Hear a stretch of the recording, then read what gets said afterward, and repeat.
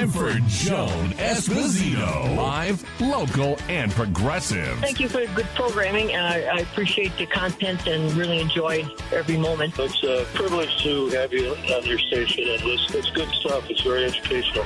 It's time for Joan Esposito on WCPT 820, Chicago's Progressive Talk. And this is not Joan Esposito. Good afternoon, guys, and welcome to, of course, Live Local Progressive Joan Esposito. My name's Richard Chu from Chu's Views, Monday through Friday, 6 to 8 a.m. here on WCPT. I am sitting in for Joan today. As I said yesterday on my show, Patty and I are doing kind of double duty these past couple of days. And thanks to the great Lady B for keeping us on the rails and letting us just kind of trundle down the tracks without too many issues. So thanks to all the folks here, Andy and Lady B and the rest, to keep us moving forward. And thanks to you guys for tuning in. Joan is out. I'm here and looking forward to chatting with you today for the next couple of hours. We'll be taking your calls. The lady's going to open up the lines. So we want to hear from you. I'm going to throw a couple things out to you guys to chat about. We'll be taking your calls this first hour, getting your commentary and your advice and all the rest. And then at 3 o'clock, we'll be talking with Majid Padellan, as also known as Brooklyn Dad Defiant, podcaster, writes articles on Substack and all the rest. He'll be with us in the 3 o'clock hour. And then at 3:30, Rachel Bitecofer, who is a political analyst, will be with us. An interview that we did earlier today. And then at 4 o'clock, Lisa Stark and Ian Cameron will be with us. Who are those folks? What do they mean? Well, the White House Correspondents Association and Correspondents Dinner is coming up. And they're going to talk a lot about that event and the Trump factor, but also about media at large and what they're seeing is happening to journalists, correspondents, and all the rest. So I'm looking forward to talking with them about what they're observing in this crazy time that we're in.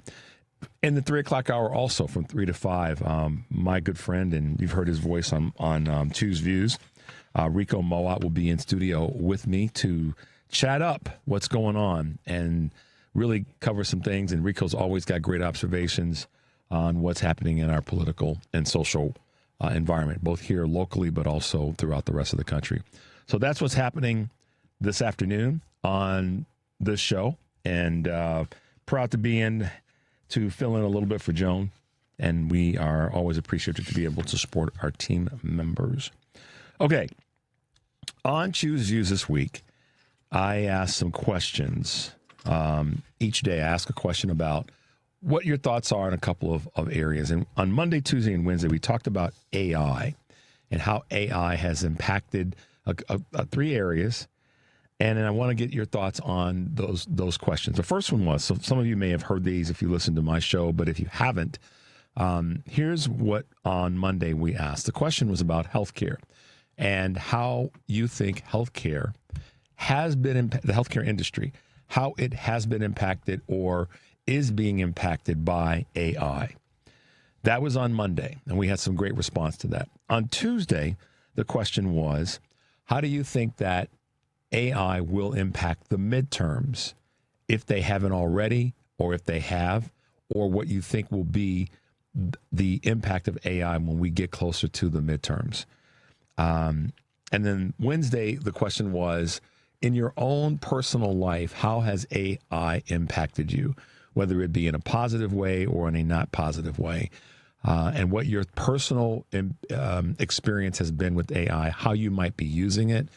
So I wanted to get an idea from you guys on that, because as we all know, data centers are popping up left and right, and not just here in the Chicago metropolitan area or the state of Illinois, but certainly throughout the Midwest and in other parts of the country. This is an area where, we talk about the United States not leading the world in certain areas of technology. Well, this is an area that we're leading in. I don't know if you want to, say that that's a great thing. Maybe it's a dubious award or dubious recognition that we are leading in the development of data centers.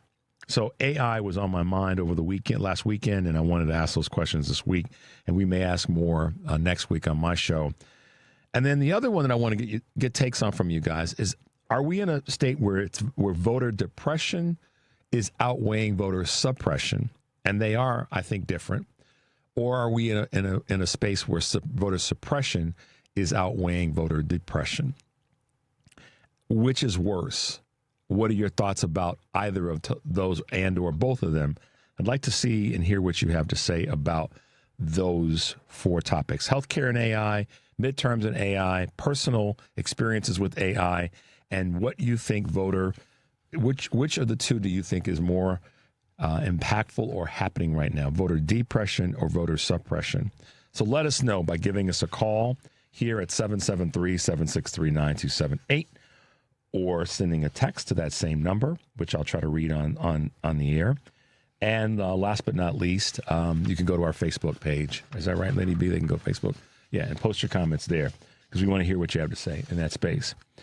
Here's some things that are happening that I think on a federal level are all important.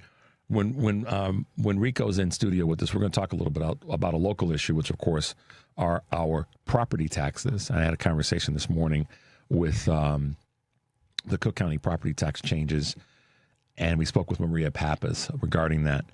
But we're going to get in, we'll probably get into that a little bit once Rico arrives, so we can talk in a little bit more detail. But I want to bring this topic to the table. This week, there's been a lot of conversation around the hearings for the new Fed chair, or the person that the Fed, the person that Trump wants to have in place on the Fed board. His name is Kevin Warsh, and he is a longtime sort of big business acolyte and favoring the Trump administration, but also favoring sort of that traditional Republican, talk about we're all about big business and so forth and so on. That's an oversimplification of the guy, but that is kind of what he stood for. And you can look at his history. You should Google his name and look him up and see who he is and what he's represented, because it will tell you a lot about how he will probably function if he becomes part of the Fed. There's some conversation out there, and I want to hear from you guys about this. What he will mean if he's on the board, the Fed board, or if he becomes the Fed chair. And I'll explain to you the best I can how this could go a couple of different ways. During the course of this week in these hearings, right now the voting committee, the Senate voting committee, banking committee, is 13 Republicans and 11 Democrats. The one holdout that's been public about holding out is Tom Tillis, the senator that's retiring in North Carolina. And he has said that because of the investigation into Jerome Powell that's been initiated by the Justice Department, and specifically Jeanine Pirro, box wine lady, not you, the box wine lady, I should have said, not Lady B. And that's a little bit of snark from me about Jeanine Pirro. But that being said, this investigation by the Justice Department into allegations that Jerome Powell was fudging the numbers, that's probably the best way I can put it, has taken a real bite out of Tom Tillis being, an ongoing endless supporter of the Republican Party and any of their nominees. Because his belief is that there needs to be some separation in church and state, between church and state with regard to the Fed and the White House. And I think he knows that that's probably not going to happen if Marsh becomes part of the Fed board and if he becomes the Fed chair, not just a nominee, but being selected to that role. He has said openly that he's not going. He thinks that Marsh is probably a good candidate. He likes him. He likes his background, et cetera, but he has got a problem with this investigation by the DOJ into Jerome Powell, the current Fed chair. And he said that I will not vote for this. In fact, I'll vote with the Dems. So that makes it 12-12 as long as this investigation continues. So what do you think happened today, guys? What do you think happened? And this is where I want to get your thoughts on this move. The Justice Department dropped its criminal investigation into the Federal Reserve and Chair Jerome Powell. The probe had centered on a renovation of the Fed's Washington, D.C. headquarters. And you guys may remember seeing that video of Donald Trump, Tim Scott, the senator from South Carolina, and Jerome Powell in the building, and they all had their hard hats on. And Trump pulled out this document to try to make it look like Jerome Powell had been fudging the numbers. And Powell, put his glasses on, Lady B, and very quickly said, this is not the entirety of this report. It's a part of it, and the numbers that are on here are not correct. He quickly looked. That's how quickly he looked at it. Trump thought, once again, he could try to showboat and make it look like Jerome Powell was a bad guy and try to do it on camera. And Powell knows his numbers, and he was ready. But that's what this is really all about. It's this investigation into the renovation costs at the Fed headquarters in D.C. So in a social media post today, U.S. Attorney for D.C., Jeanine Pirro, said the Fed's Inspector General would not be looking into the project. Instead, that it had already done so twice and, quote, found no wrongdoing, per NBC. The end of the DOJ probe removes a major hurdle for the confirmation of who? Kevin Warsh. Why is that? Because if Tom Tillis's main concern was that he couldn't vote for the new Fed nominee if the DOJ was still investigating the DOJ current chair, then that moves that obstacle out of the way. But it doesn't mean necessarily, and this is where I want to get some thoughts from you guys, that the DOJ will stop their investigation. And when we come back from this break, I'll tell you why that's why this is this is a move that could change the arc of the Fed very quickly. The number is 773-763-9278. I'm Richard Chu, sitting in for Joan Esposito, live, local, and progressive, and we'll be right back. Tom Hartman. Autocrats generally, particularly those autocrats who have narcissistic personality disorder and are sociopaths, as is, in my opinion, Trump, typically do not tolerate high-profile people around them. They want to be the star of the show, and that's certainly been the history of Donald Trump. The only people that he will tolerate around him are people who, when he says, kiss my ass, they fall to their knees. The Tom Hartman Radio Program, weekdays 11 a.m. to 2 p.m. on WCPT 820, where facts matter. Hey, Clerk Elise, you got a guy who can fix my lamp? I do. At the Township of Lyons Repair Cafe, neighbors help neighbors repair all sorts of things, from lamps to vacuums. Little acts of mutual support that make a big difference. Hey, Clerk Elise, you got a guy who can notarize documents? The Township of Lyons has lots of notaries on staff ready to help. Hey, Clerk Elise, you got a guy? At the Township of Lyons, we are your guys. Whatever you need, we work to bring more resources right to you. Check out the Township of Lyons online, Lyons with a Y, lyonstownshipil.gov. Alexa, play WCPT. WCPT from TuneIn. Now back to Joan Esposito, live, local, and progressive on WCPT 820. Now, guys, I'm Richard Chu, sitting in for Joan Esposito. The number is 773-763-9278. Want to hear your thoughts about my questions about AI on with healthcare, midterms, and personal experiences, and of course, voter depression versus voter suppression. Now, getting back to what I was talking about before we went to the break, regarding the Justice Department's investigation into Jerome Powell, specifically and more broadly into the Fed. If Tom Tillis if they stopped their investigation, saying that there was no wrongdoing, those are soft words. Okay, that doesn't close the door completely on them reopening this investigation by simply saying, well, we found some additional data. We know how that's going to play out. So I'm going to tell you what I think is happening here. And there's three things about what the next looks like and how this will play out in the coming weeks. The first one that I wanted to illustrate is next week. Many people don't know this, but it will be Jerome Powell's last meeting as a chair. And that's where he'll tell us more than likely if he's going to resign from the board or stay on as governor, one of the governors of the Fed. The second thing is, if he does resign, as I look at it, then this guy, Kevin Warsh, will probably replace him both on the board and, of course, as chair, because that's what he was nominated for. And that'll happen probably as soon before the end of the month of May, so that, you know, he's ready for the next Fed meeting in June, based on as I look at their calendar.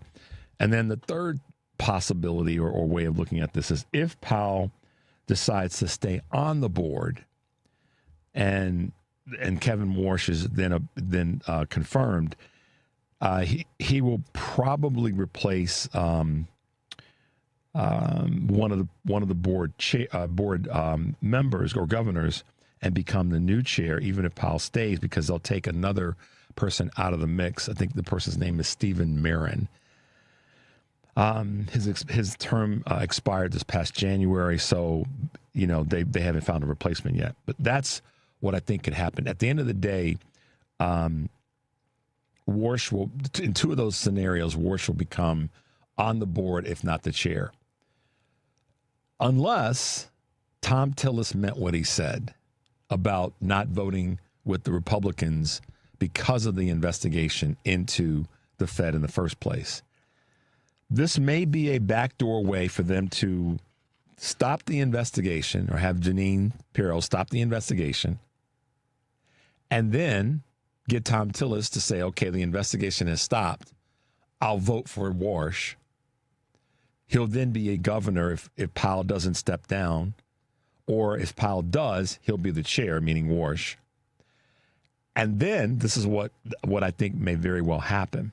They may, I mean, I don't know if that would then mean that they would go back and have reinstate the investigation, or do this piece right here. And this is what I think could happen. As long as Powell stays on the board, he's probably going to be above the Mendoza line in terms of being investigated personally. I think because of the way in which Trump has this vindictive part of him, that if Powell stays, they're going to have to probably leave this alone to some extent. But if he decides to resign, and I'm going to be the first to say it, at least I think, unless someone said it somewhere else today since it's happened, I think that Trump will then turn Jeanine Pirro on Jerome Powell to investigate him personally. Just because Powell rebuffed Trump when he wanted to force him to drive interest rates down. That's what I think is going to happen. Some of you may think I'm crazy for that, but I think that that's where this is probably headed if Jerome Powell doesn't resign. So what I hope happens, because he's been a very good Fed chair. I think good is maybe not the best of words to use. I think he's been effective. And one of his big proofs of being effective is this, Lady B. During this heat that Trump's been laying on him, he stood strong. He didn't back down. I mean, he did not wither and say, okay, the president's coming after me. Even though many people don't know this, Donald Trump appointed him in his first term. So I think that Jerome Powell has shown incredible strength and resilience during this second term, because Trump, since he walked in office last January, has wanted to do nothing more than to get the Fed to push the interest rates down.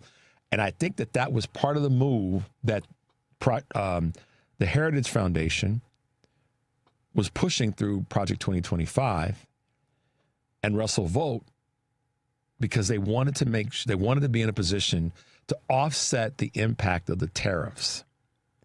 And if we could get the Fed, this is their thinking, more than likely, to drive interest rates down, they would help to offset tariffs, so that businesses could do what? Go out and borrow more money and incur more debt, and put them more beholden to the banking system. That's not conspiracy thinking. That's just that's how they roll. And so when I saw this earlier today, I thought I definitely want to lean into this and talk about it, because I have a little bit of understanding of it. I think all along the goal has been to get the Fed to drive the interest rates down, because they knew that they were going to use tariffs as a tool to try to punish other countries. And then businesses would have the ability to go out and borrow more money, to make up for the differences in what would happen because tariffs were affecting the income side of their balance sheet. I know that's a very in-the-weeds, nerdy thing, but sometimes I go there. And when I saw this in terms of the investigation being, quote-unquote, halted, because that's what I think it is. I don't think it's been stopped. I think it's been halted. I think that if Jerome Powell resigns, that they're still going to go after him as a form of retribution from Trump because he didn't get his way all of last year and a good part of this year. You guys let me know what you think about that. Is that am I overcomplicating it, or is that something that you guys think could very possibly happen? The number, of course, is 773-763-9278. Let's grab a quick call, Lady B, before we go to this next break. Let's go to Jim here in Chicago. Good afternoon, Jim. Hi, Rich. AI, they've got 2 plants in Memphis that must put in there. They're polluting people to death. They report this week that God knows how many generations will be affected with the chemicals. He's burning fossil fuel there. He's in France for his content, sexualizing minors on AI. And Pope Leo took a minute out of his busy schedule and said, AI is not your friend. It is not your friend. And I'll take his word for that, Richard. But because I had to deal with AI a couple of times. They made my life absolutely miserable. I called my bank, for instance, for years just to get the what was left in it. And now it's, they want to take an Apple, some kind of a vocabulary salad and then try to thinking what I'm saying. I keep repeating. Anyway, this has been going on all over the place. So, but I'll go on with the Pope. But the other thing that really kills me is today they said that an Army guy made $400,000 betting that they would go into Venezuela. Now, Richard, I booked a lot of bets in my day. I had a friend who had a bookie shop in Ireland, and if somebody came in and said, I want to bet $400,000 and we're going to invade Scandinavia, they'd look at him like he was how silly are we? Who's going to believe this? Who's going to take that bet, Richard? Is anybody on the earth going to take that bet? And what does Trump say today? Oh, the world is just a casino. It has sunset on the board of one of those proposition bets. But who would take that bet? Yeah, who in their right mind would think that doesn't make any sense? We're going to take Venezuela. All right, I'll take $400,000. Well, what about we're going to go to the Antarctic and find the you know what I mean? Come on, how silly do you think we are? Jim, it's bananas, man. It's just bananas. It is bananas. It is bananas. And unfortunately, we've been in this space for a while. Last year, about this time, Jim, someone asked me the question on my show in the morning. They said, "Hey, Richard, do you think that we are do you think that we're headed toward authoritarianism?" I said, no. And they said, "You're kidding." I went, "We're already there." Yeah. Well, not only that, we are. But the point is, how do they capture this audience? That's what kills me, Richard. How do they capture these people? I'm gonna get in some trouble for saying this, Jim, but we have a lot of people. There's 2 parts of it. One of it, I'm going to take the positive, supportive, and the other ones it sounds like I'm trashing. There's a lot of people who are just flat out distracted. They're busy working 2 or 3 jobs, doing this, doing that, taking care of children, taking care of grandfolk. They got all of that stuff going on. Middle class Americans are dealing with that, so they're running at a pace where they can't keep up with all the drama. So they just say, you know what, I have not time for this. That's one. That's one group. I can't blame them though, because Richard, at least you only got so many years to live, and the point is, you want to enjoy a few years. You don't want to be thinking about this insanity like we are every day. That's right. Go ahead, Richard. No, the other side of it, there's just some dumb people out there. So I'm going to say that and get in some trouble. But Jim, thank you, my man, for calling. I got to go to this break. Always great to hear your voice. Stay safe. Yeah, take care, buddy. Thank you. All right, bye-bye. Let's go to a quick break, Lady B. 773-763-9278 is the number. I'm Richard Chu, sitting in for Joan Esposito, and we will be right back. You are listening to WCPT 820. Here's the latest Chicago weather update. From the Weatherology Weather Center, I'm meteorologist Michael Caro. For this afternoon, a lingering chance for some scattered showers mainly through early afternoon. We'll have high temperatures climbing into the mid-70s. Then for tonight, partly cloudy, a low of 49. Saturday, sunny and cooler, back in the lower 60s for high temperatures. And for Sunday, partly cloudy, up to 66. Showers and storms becoming likely Monday, a high of 72 degrees. And that's your latest Chicago weather update. Right now, it's 68. This is Chicago's Progressive Talk, 820 AM, WCPT Willow Springs, and online at WCPT820.com, where facts matter. Joan Esposito, live, local, and progressive. Every weekday afternoon from 2 to 5 p.m. on WCPT 820. All right, guys, welcome back to the show. I think I've awakened a few people. Yeah, I mean, some people say, and I don't disagree with Mark said that Powell has not been a good chair, and I tried to qualify that a little bit, Mark. I don't disagree with what you said in terms of his comments, meaning Powell's. I think that given what he's been facing, he's done a good job of holding off the inevitable end. As it relates to monetary policy, there's a lot of people that would disagree with me on him being a good chair. And that's why I kind of came back from the word good and tried to use the word effective. But that's debatable. I mean, I hear what you're saying. But at the same time, given what we could have been under had Jerome Powell not stood in the void, I think he's done a good job of that. And he's been effective in making sure that this Trump train didn't financially just continue to run over us. That being said, it will be worse if Marsh gets in. It will be. And I don't care if you're a financial person, right or left, Marsh will not be good for, because one of the first things he's going to do, here's the thing, this is where Tom Tillis is. He's going to bend to the will of Trump with the interest rates. I just think that that's where we're headed. So I could agree with you, Mark, maybe not great on policy, on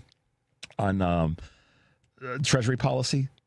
Good, acceptable, but I think the most important thing is legacy. When I think of Jerome Powell, I think about the fact that he stood in the void during this time. So, Mark, thank you for your comments online, and I wanted to reach out and talk about that because I appreciate your comments. We got a few others. Let me see what's being said here.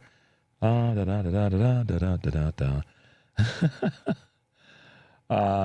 right. There are a couple people who are chiming in. Let's see what we got here. Testing that. Yeah, we're here. We are here, guys. So should we grab some calls? Can we do that, Lady B? All right, let's go to Dave in Hoffman Estates.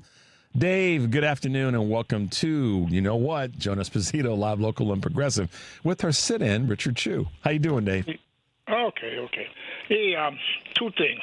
Just about a good month ago, from a finished paper, they're set to build icebreakers for America. They're set to supply 11 icebreakers. Well, now, beginning in 2028 now. And the deal, all of a sudden Trump and he wants to see if they can also install guns on it. And they kind of threw the fins at saying that, that they're not used to, making it a dual use, this icebreaker. However, the main thrust of this is they did an interview in the Swedish newspaper with John Bolton, a former advisor to Trump, said the Greenland dispute is far from over and has merely subsided for the time being. As long as Trump is president, Greenland will remain an issue, he told the paper. And a couple of weeks ago, he started to kind of chime in about Greenland again. So, like the man said, as long as he's there, Greenland's on his mind. Dave, here's how I look at this, to your point, and well stated. As long as Trump is in office, everything that he said that he would want to do is on the table. And I mean everything. And everything that he said that he wasn't going to deal with is the thing that we have to be concerned with. And all we got to do is look at the campaign promises versus what's actually happened. It's all on the table till he's done, till he's out of office. However, we end up getting him out of office. If it's through a successful impeachment because we get the House and the Senate back and we have the enough senators are going to say, for my own political career, I need to move with the Dems and get this done, or, he passes away, or 25th Amendment, which I think is the least likely, believe it or not, of all the things. I think that of the top 3 or 4 ways to get him out of office, the fourth being, he obviously doesn't run again after this term. Everything's on the table, though, Dave. And so I appreciate you reminding us about Greenland, because, it hasn't gone away. It's still out there. Yeah, and the other kicker, though, at the beginning where it said Finland's not going to be delivering or starting until 2028. Yeah. Trump is supposed to be done, but don't sound like he's talking about. Anyway, the second one, so you can get others. Just reading today where businesses dole out up to $4 million to cross the Panama Canal during the Strait of Hormuz chokehold. Saying that. Say that again. Say that. I missed the first part. Okay, it was a story today where businesses are doling out up to $4 million to cross Panama Canal during the Strait of Hormuz chokehold. Says, well, passage through the canal usually comes at a flat rate via reservations. Companies without one can cross by paying an additional fee in an auction for slots which are awarded to the highest bidder rather than waiting for days off the coast of Panama City. And the demand for slots skyrocketed and the prices ballooned in the recent weeks as Iran and the U.S. have bottlenecked the strait. All right, so first of all, thanks for that. And yes, I did that came in one of my feeds. I didn't look at it, but thank you for bringing it up. Okay. Yeah. So this is the first thing that comes to mind with this. Obviously, Dave, this goes back to kind of the context of what you said about Greenland. Everybody remember that when Trump first came into office this time around, what was one of the things he wanted to do? He was messing with the Panama Canal. Everybody remember that? Remember? And it's tied to Greenland indirectly because of the fact that it affects Russia's ability to move their oil. So Panama Canal now is getting money for folks who can't get through the Straits of Hormuz. Yeah. And so the question is, where is that money going? But I want to know, this is the other part, guys. I want to know where that money is coming from. Okay. Not as much as where is it's going. Where is that money coming from? Think about that, everybody. If you want to call in and give me your answer to that, I'd be curious. But Dave, man, that is spot on. And there's Hey, Rich, yeah, go ahead. I'll close out with I texted you the thing, but today in 1980, the U.S. launched Operation Eagle Claw, that unsuccessful attempt to free those 53 hostages in Iran. Yep, sure did. Killed 8 service members died to that. We all say never forget. So at least I try not to. Let's not forget. Thanks for the call, David. Thanks for the update. Let me clear out. Be well, Richard. Good you too, man. Stay safe, man. Talk to you soon. Yeah. All right. Bye-bye. Let's see. Let's go to who's been holding the longest. Well, let's sit tight for a second. We'll get those after this break because I want to talk through a couple of things that Dave just brought to the table. Okay. The businesses that are doling out this $4 million, there's a couple of things that run through my brain real quickly. The first one I said again, where's the money going is always like, okay, who's getting paid, right, Lady B? Who's because let's be honest, up until now, you're telling me that they didn't have the capacity to charge or the thought process to charge the $4 million, but now suddenly $4 million is being charged. So how in the hell did we go all this time and that wasn't being charged? So that's part of it. The other part of it is, where is the money going? And where's it coming from? But the reverse for me, where is the money actually going to go? Because all this time, and they never utilize this, quote, strategy or this punishment, maybe is a better word. But it wouldn't, at the end of the day, no matter how I asked questions on one side or the other about this, the one thing that's common is that it wouldn't be happening if the knucklehead in the White House hadn't decided to have I want to go to war moment. That's the fact that we have to wind ourselves back and ask, how did we get here in the first place? Because you know that when an entity pays a fee, a surcharge, a cost, whatever it might be, somebody else is going to see a little bit of a bump in their out of pocket. So in other words, that $4 million for ships to cross the Panama Canal, the goods and services that they're transporting are there's going to be an increase in those goods, and who they're delivered to is going to pay more for them. And then the ultimate end user, which could be you and me and millions of other people, are going to see a higher price. So we have to wind ourselves back. This is that, a great line from All the President's Men: follow the money. Follow the money. And so we wind ourselves back and we find out that the money, in this case, is where is it coming from and where is it going and why now after all this time? Well, they could have done this. If it first of all, is it needed? No, but it could have been done prior. So they clearly are using it as a tool to punish. Just kind of how I see it. You guys may think I'm crazy, but there you go. Let's grab another one before we hit the break. Let's go to Greg in Lake in the Hills. Hey, Greg. Hi, Richard. Hey, Greg. Welcome to the show. Thanks for taking my call. Absolutely. What's going on, man? Yeah, well, I started out you had your original 4 topics, and the final of those 4 was, I believe, what's your feeling about how most people are feeling, oppression or depression? I think you said about the voting, voter depression, the upcoming election, right? Depression versus suppression, which is worse, or how do you view either of them? Yes, go ahead. I think the suppression is the worst, but I qualify that by like I called in the other day, and I don't want to make a long thing out of this, but I called into Professor Muck's show, and I tried to present the idea that there's other forces involved in the election, that's basically high-tech stealing of the elections, and it's so difficult to detect. But anyway, that's one thing. Like I said, I think his point of view was really coming from, I think there's a big fear, especially among the Democratic Party, that they don't want people to be thinking that the elections are not safe and to be trusted.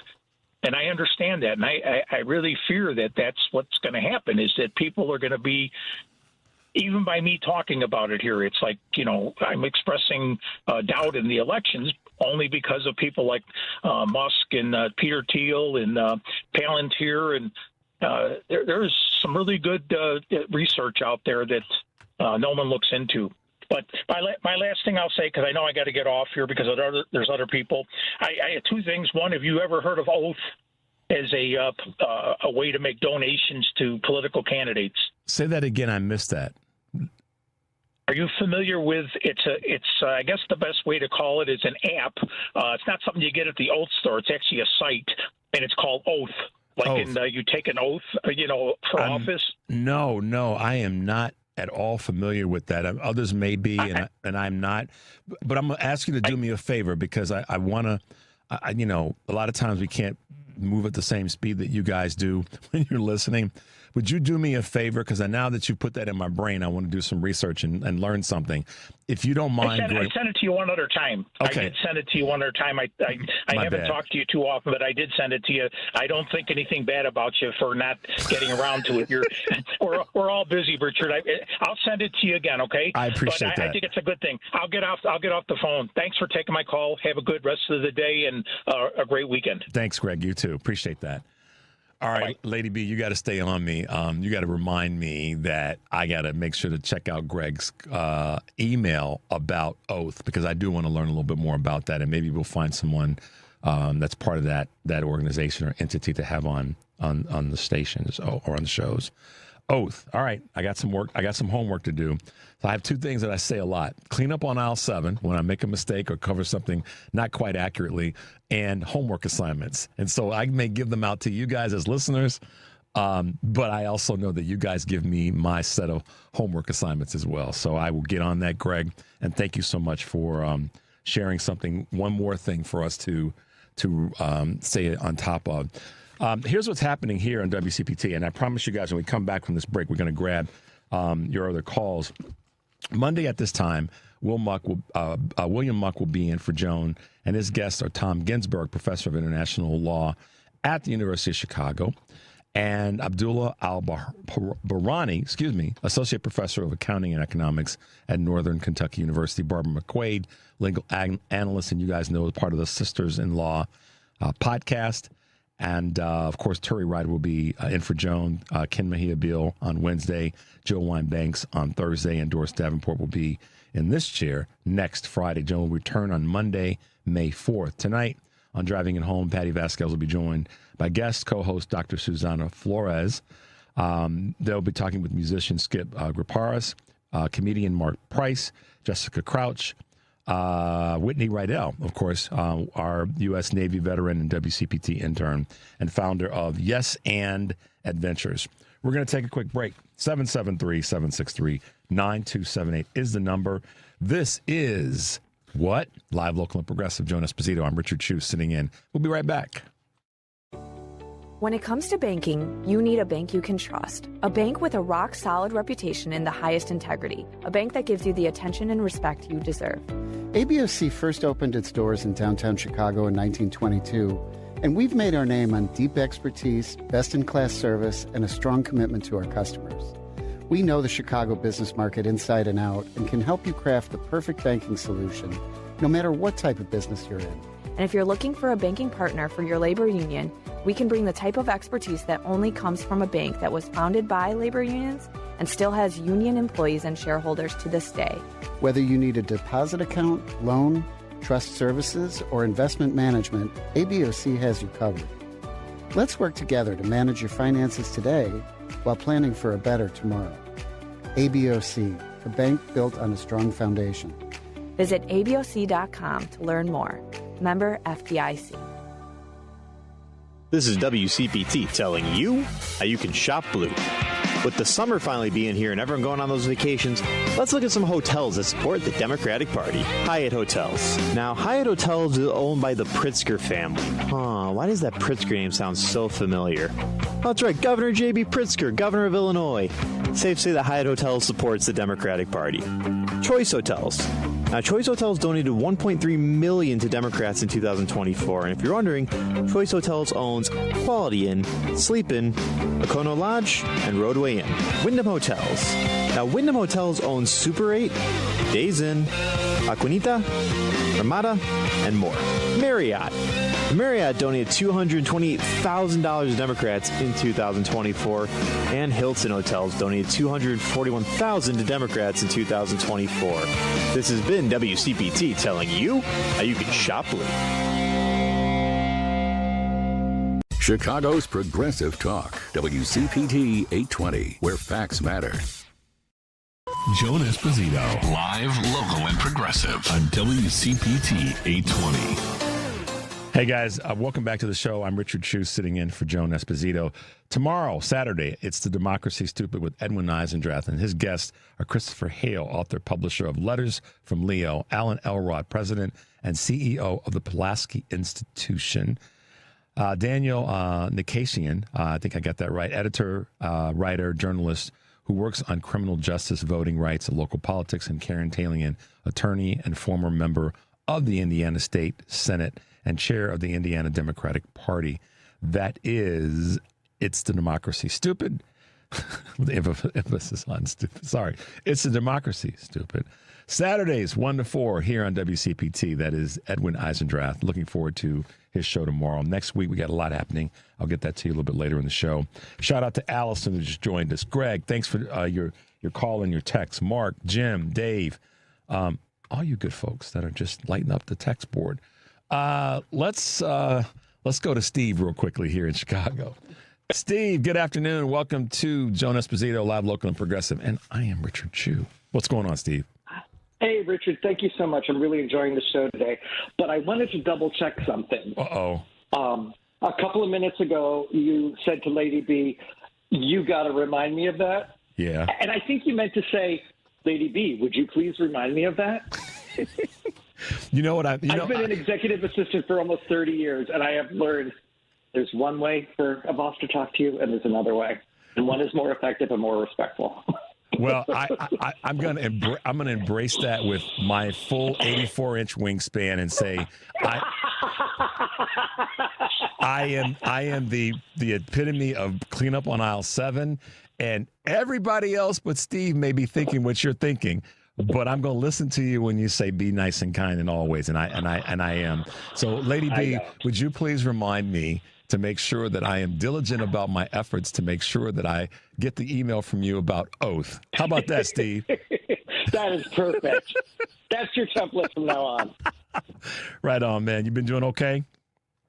I have, and I have to confess, literally the reason I called in is because I've always been so pleased in your promos where you talk about, respecting and loving women, and that men have to step up, especially because of the way that the GOP attacks them. Yep, we got to step up for them, man. Listen, Steve, that's our job. Yeah. And I mean that with all due respect. Nobody take that as like, Richard saying, oh, guys need to be protectors of women. No, we need to be protectors of each other. And in the case when we know that the GOP has made it clear, the SAVE Act is a perfect example of they're coming for women. No, guys, we got to step up. We have to step up because they're coming for who we care about, or we should, or we say we do. So thanks for reminding us of that, Steve. I always say, I can count on one hand the number of times a stranger has come up and touched me inappropriately. Yeah. Literally every woman I know has said, it happens to me all the time. Yep. It does. Absolutely. So, Steve, man, thanks for the call, and thanks for the protocol reminder. I will take it to heart. You're welcome. Have a great weekend. All right, man. Stay safe. Thanks. All right. Bye-bye. Bye-bye. All right. Let's see who else can we get on.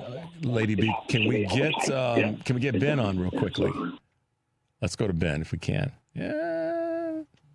Ben, good afternoon. First of all, I want to say, hey, how you doing? First of all, I want to say, Richard, good job, and appreciate everything you, Joan, and love me some Lady B. I'm telling you. Love everything you guys do. She's amazing. And every time I call and speak with her, before I get on, she's just one of the most amicable and friendly, fantastic. And that's real. I will tell you, Ben, I've known Lady B for 9 years now, almost 10, and that is true. Everybody here at the station says that about her, so you read that correctly, Ben. What you got for us? Oh, yeah, it shines through. I just wanted to jump on what Jim said. AI is not our friend, but their goal is to make you think that it is. And I was just having a conversation with a friend of mine about this very thing. They put it out there and they give you all of the convenient things that it can do for you. Look what you can do with AI, kind of thing. And they make you get used to it. They make you think that it's good for you. But there's so many nefarious things going on in the undercurrent that we have to be careful about. So it's really not our friend, and that's basically all I had to say. Ben, let me ask you this quick question before we let you go. All right. I would ride along with you as in the passenger seat and say, yeah, it's probably not our friend in the hands that it's in, because I look at money in politics somewhat the same way. Money in politics isn't inherently bad. It's when it's in the hands of people who are going to do nefarious things with it. Now, nobody get upset about that, because that's how I see it. I don't need to be right or wrong on it, but that's how I see it. With AI, I'm kind of with you that it's not our friend if it's used like anything in an inappropriate way or in ways that get people to become dependent on it. See, that's what I don't want to have happen, Ben. I don't want folks to become dependent on any tool that's technology-based. Be dependent on yourself, and be dependent on your ability to be intentional about the use of things that get brought to us. And AI can be a tool of good reason and good measure.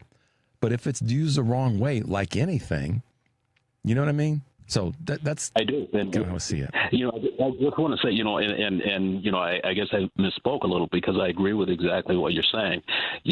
Again, I think we have to be cautious of it. And again, as you said, it depends on whose hands it's in, because there's some fantastic things that AI can do and has done. Yeah. And I think if you have a healthy balance, in your mind of exactly, it's like listening to the news. You have to consider the source of where the news is coming from, because some people have a very twisted agenda, and they can speak take it as if it's the truth, and we all know, we can point to a source, right off the bat.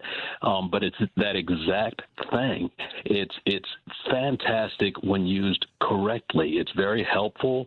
It does a lot of things. The one thing I don't like about AI, I think it's dumbing us down, and I think that's also a tactic. If, for instance, there are children in school, young adults in school even, who instead of looking something up, they'd rather go to AI and have that AI create whatever they need. Yeah.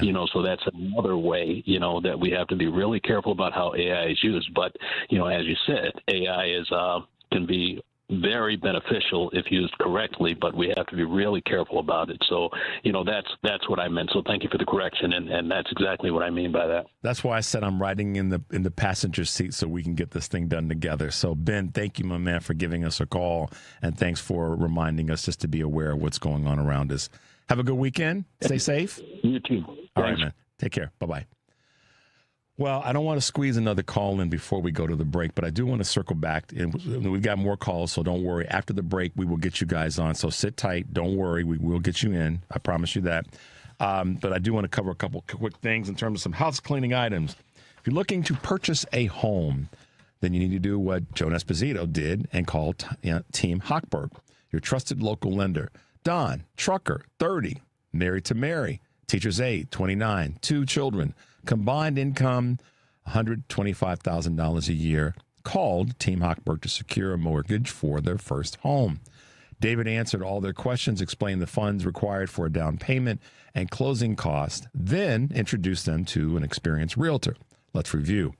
David answered Don and Mary's questions, introduced them to a realtor, and helped them secure a mortgage on their new home with a backyard. They can build everlasting memories. If you're purchasing a new home and would like the same outstanding service as Don and Mary, call David now at 855-56-DAVID or visit 56david.com. Team Hochberg helped Joan and thousands of WCPT listeners, but he can't help if you do not call 855-563-2843 or visit 56david.com. Don't take our word for it. Check out Team Hochberg's over 700 5-star Google reviews. Atlantic Coast Mortgage, Equal Housing Lender, NMLS 643114. Not quite. Not want to make me, Lady B, get upset with me. I'm already on a bad list because Steve said that I was being disrespectful in how I referred to her in helping me with oath. But you all know that we have to have some fun around here. So thank you, Steve, for that pleasant reminder. I do want to know from you guys your thoughts about AI. I wouldn't ask those questions willy-nilly. This is a reality. This is where we are. And when I was getting ready for Monday's show, Choose Views, I was on Sunday, I was literally thinking about how it is here. I've said this before. I said this on Choose Views. People ask me this question, and I might be repeating myself, but just work with me, that we're headed toward fascism and authoritarianism. And I said, nah, we're already there. When Trump re-entered the White House in 2025, at that point, we were at fascism's door. It was at our door, I should say, and authoritarianism at our door. So like AI, it is at our door, and it's a part of all the things that we're dealing with, and I am genuinely curious about how you guys see it in the healthcare field, midterms, and your personal experiences with it. We're going to take a quick break. The number is 773-763-9278. You are listening to Richard Chu. I am sitting in for Joan Esposito, and when we come back, there'll be this guy hanging out with me with this great cherubic smile, and he's going to make me laugh. I'm going to make him laugh, and we hopefully will make you guys laugh and call in, and we will talk about a whole bunch of stuff. This is Richard Chu sitting in for Joan Esposito. We'll be right back. Jose and Laura came to Brookfield Tax Planning worried about their taxes. After their free, no-obligation tax reduction review, they discovered they'd been overpaying $8,100 every year for 28 years. That's $227,000 of hard-earned money gone forever. Why? Jose and Laura's financial advisor did nothing to reduce their taxes, and their accountant records history after the year ends when it's too late to use legal, proactive tax reduction strategies for business owners and retirees. 94% of Brookfield's clients discover they've wasted thousands for years due to passive advisors. Brookfield Tax Planning reviews your returns free and can show you how much you're overpaying, how to plan ahead now to stop it. You risk nothing. But this may be the most profitable hour you'll invest all year. Call Brookfield Tax Planning at 708-485-3439 or visit BrookfieldTaxPlanning.com. That's BrookfieldTaxPlanning.com. There's a new kind of energy at Starbucks. The all-new energy refreshers. Strawberry acai, mango dragon fruit, or the all-new mango strawberry. New energy refreshers only at Starbucks. AP News. I'm Ed Donahue. President Trump is sending envoys Steve Witkoff and Jared Kushner to Pakistan for talks with Iran's top diplomat. The AP's Sagar Meghani has the story. Islamabad is trying to revive ceasefire talks, hours after Iran said its foreign minister would go to Pakistan. Steve and Jared will be heading to Pakistan tomorrow to hear the Iranians out. White House spokeswoman Caroline Leavitt. We've certainly seen some progress from the Iranian side in the last couple of days. Without giving details, the president this week indefinitely extended the ceasefire with Iran to give diplomacy more time, but that has not diffused tensions in the Strait of Hormuz. Iran is still blocking traffic through the vital waterway, and the Pentagon is ramping up its blockade of Iranian ports and vessels. Sagar Meghani, Washington. Wildfires have destroyed 120 homes in Georgia, and that number is likely to go up. This is Governor Brian Kemp. We looked at all the records going back historically with the state. We believe that these two fires have created the most lost homes ever in the history of our state. Investigators believe one fire was sparked by a balloon. A kid's party balloon that's going to like that aluminum look to it, landed on the power line, caused a spark, and that's what caused this wildfire. In Florida, a volunteer firefighter died after suffering an unspecified medical emergency while putting out a brush fire. Law enforcement authorities in Florida say they found the body of one of two missing University of South Florida doctoral students on a bridge over Tampa Bay. A roommate has been taken into custody. The second student has not been found. An American soldier involved in the capture of Venezuelan President Nicolas Maduro is free on bond, a day after being charged with using classified information about the operation to win more than $400,000 in an online prediction market. This is AP News. Visually impaired runners at the London Marathon are using AI-powered smart glasses. Tilly Dowler is training for her first marathon, and as someone with a visual impairment, she's already putting the technology to the test. These are the Meta Oakley Vanguard glasses. They're amazing for looking through them because they cover all of my eyes, not just the front and the centre, they cover the sides. Runners with sight loss say the open-ear speakers are helpful as they deliver audio through the frames without blocking out the world around them. That means they can hear directions, music or distance updates while still picking up on traffic and guidance from a running partner. I'll have two guide runners with me who will be telling me what's going on around me. And, when they say to me, oh, that's Big Ben ahead of us, I can just say, hey, Meta, take a picture. But big events like marathons can bring challenges. I'm Nayan Kim. I'm Ed Donahue. This is 820 AM, WCPT Willow Springs, and streaming worldwide at WCPT820.com. We are Chicago's progressive talk, where facts matter. Now, your WCPT 820 weather update. I'm meteorologist Ray Miller from the Weatherology Weather Center. Mainly cloudy skies tonight with temperatures in the mid-40s and winds out of the north at 10 to 20 miles an hour. Saturday, sunshine with high temperatures near 50 and northeast winds at 10 to 20. Sunday, sunshine with high temperatures around 60 and light northeast winds. Monday, showers and a few thunderstorms with a high of 70. Tuesday, chance of thunderstorms with a high temperature around 64 degrees. That's the latest Chicago weather update. Right now, it's 68. Remember when you get to work to hop over to WCPT820.com or the TuneIn Radio app and stream The Stephanie Miller Show. Weekdays 8 to 11 a.m. on Chicago's Progressive Talk, where facts matter. Because facts matter. You're listening to WCPT 820. All right, this is exciting, isn't it? Here we go, guys, in 5, 4, 3. Here we go. time for Joan Esposito. Live, local, and progressive. Thank you for the good programming, and I appreciate the content and really enjoy every moment. It's a privilege to have you on your station and listen. It's good stuff. It's very educational.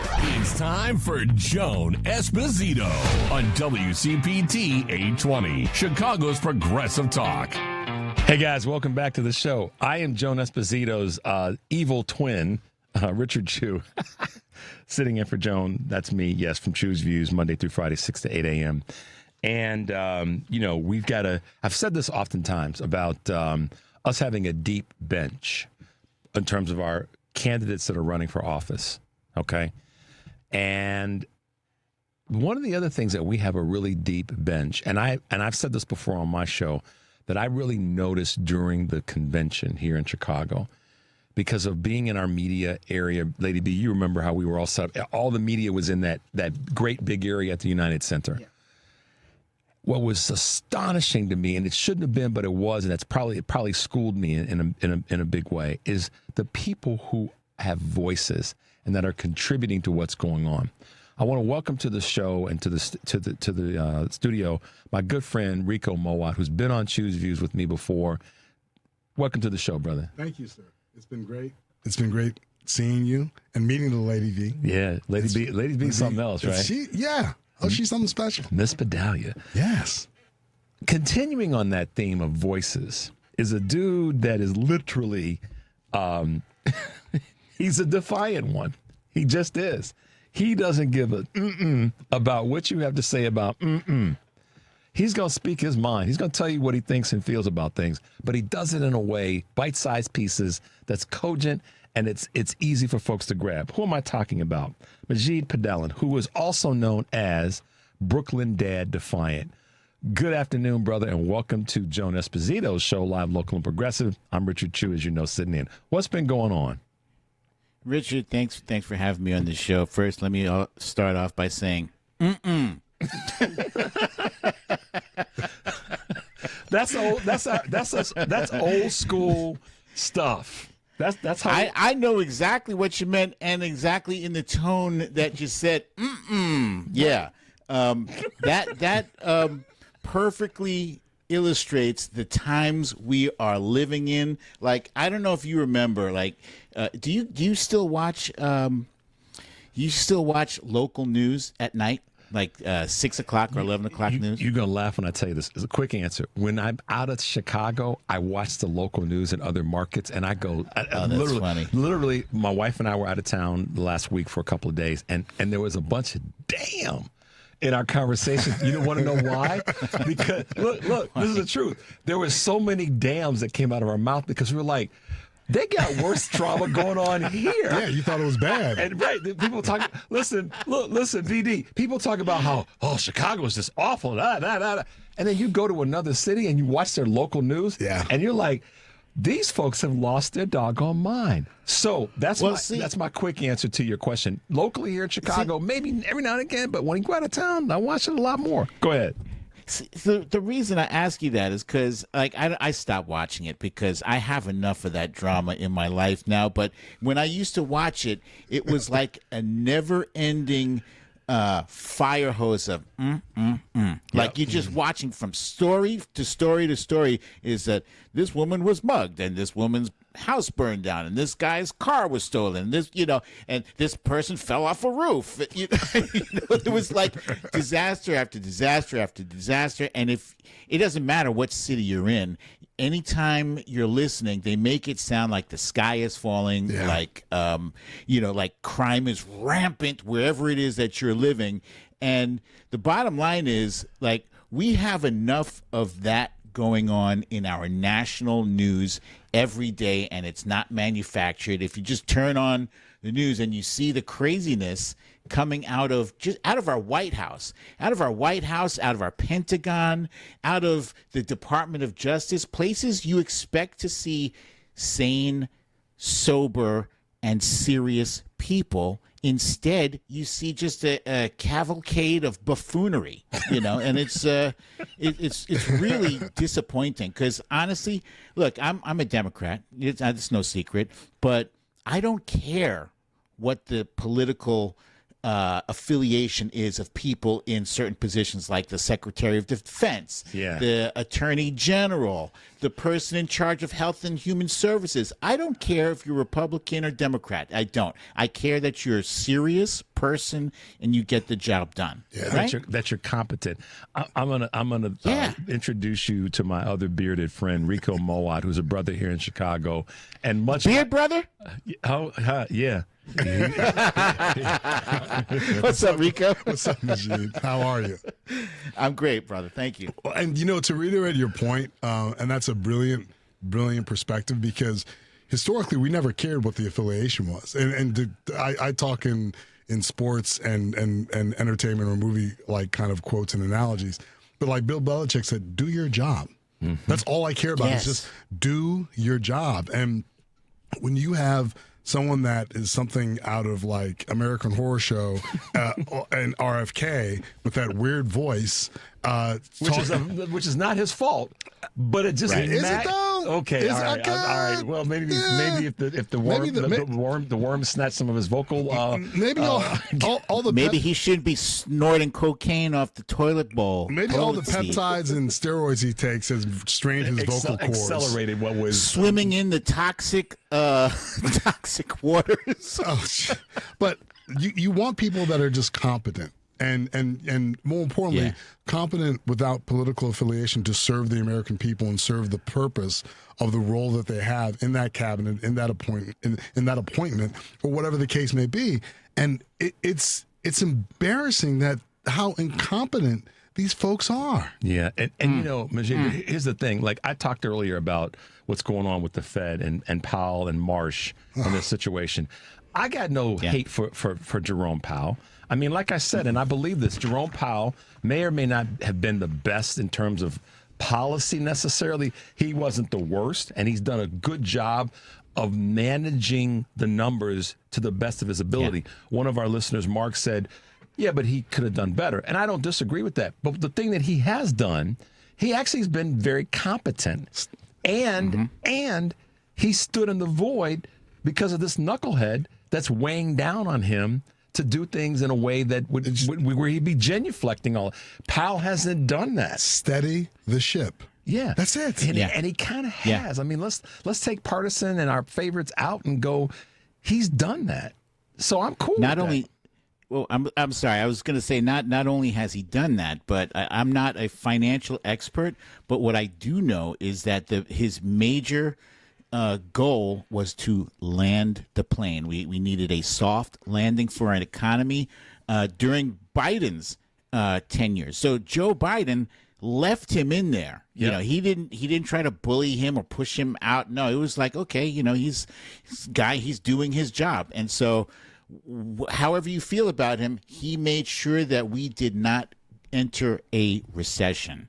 And that's the thing I don't think Donald Trump appreciates, as he tries to blame the appointment of Jerome Powell on Joe Biden. Isn't that crazy? Brother, man, you appointed him, you right? Appointed him, dude.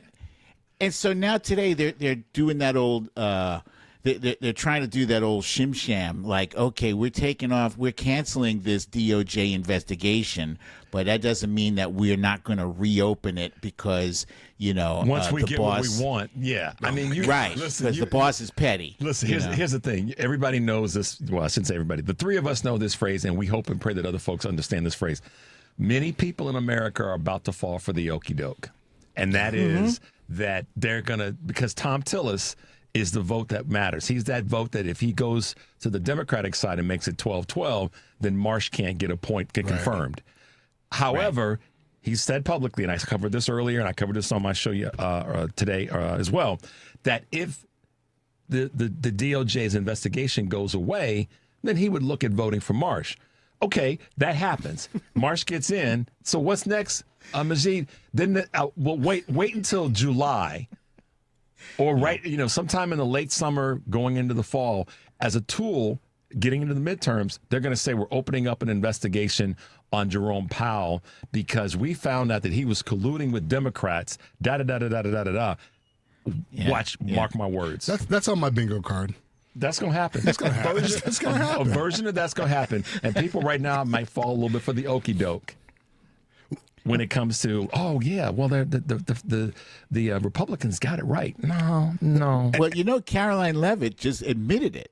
She admitted it. Yes. She did say in her press, which is, by the way, thankfully it's her last press briefing before taking maternity leave. So Lord that's help one us. voice I will be relieved to not hear for maybe another 6 months. No. But you love hearing her voice. You're just getting tired of looking at that cross. That's what it is. Come on, Majid.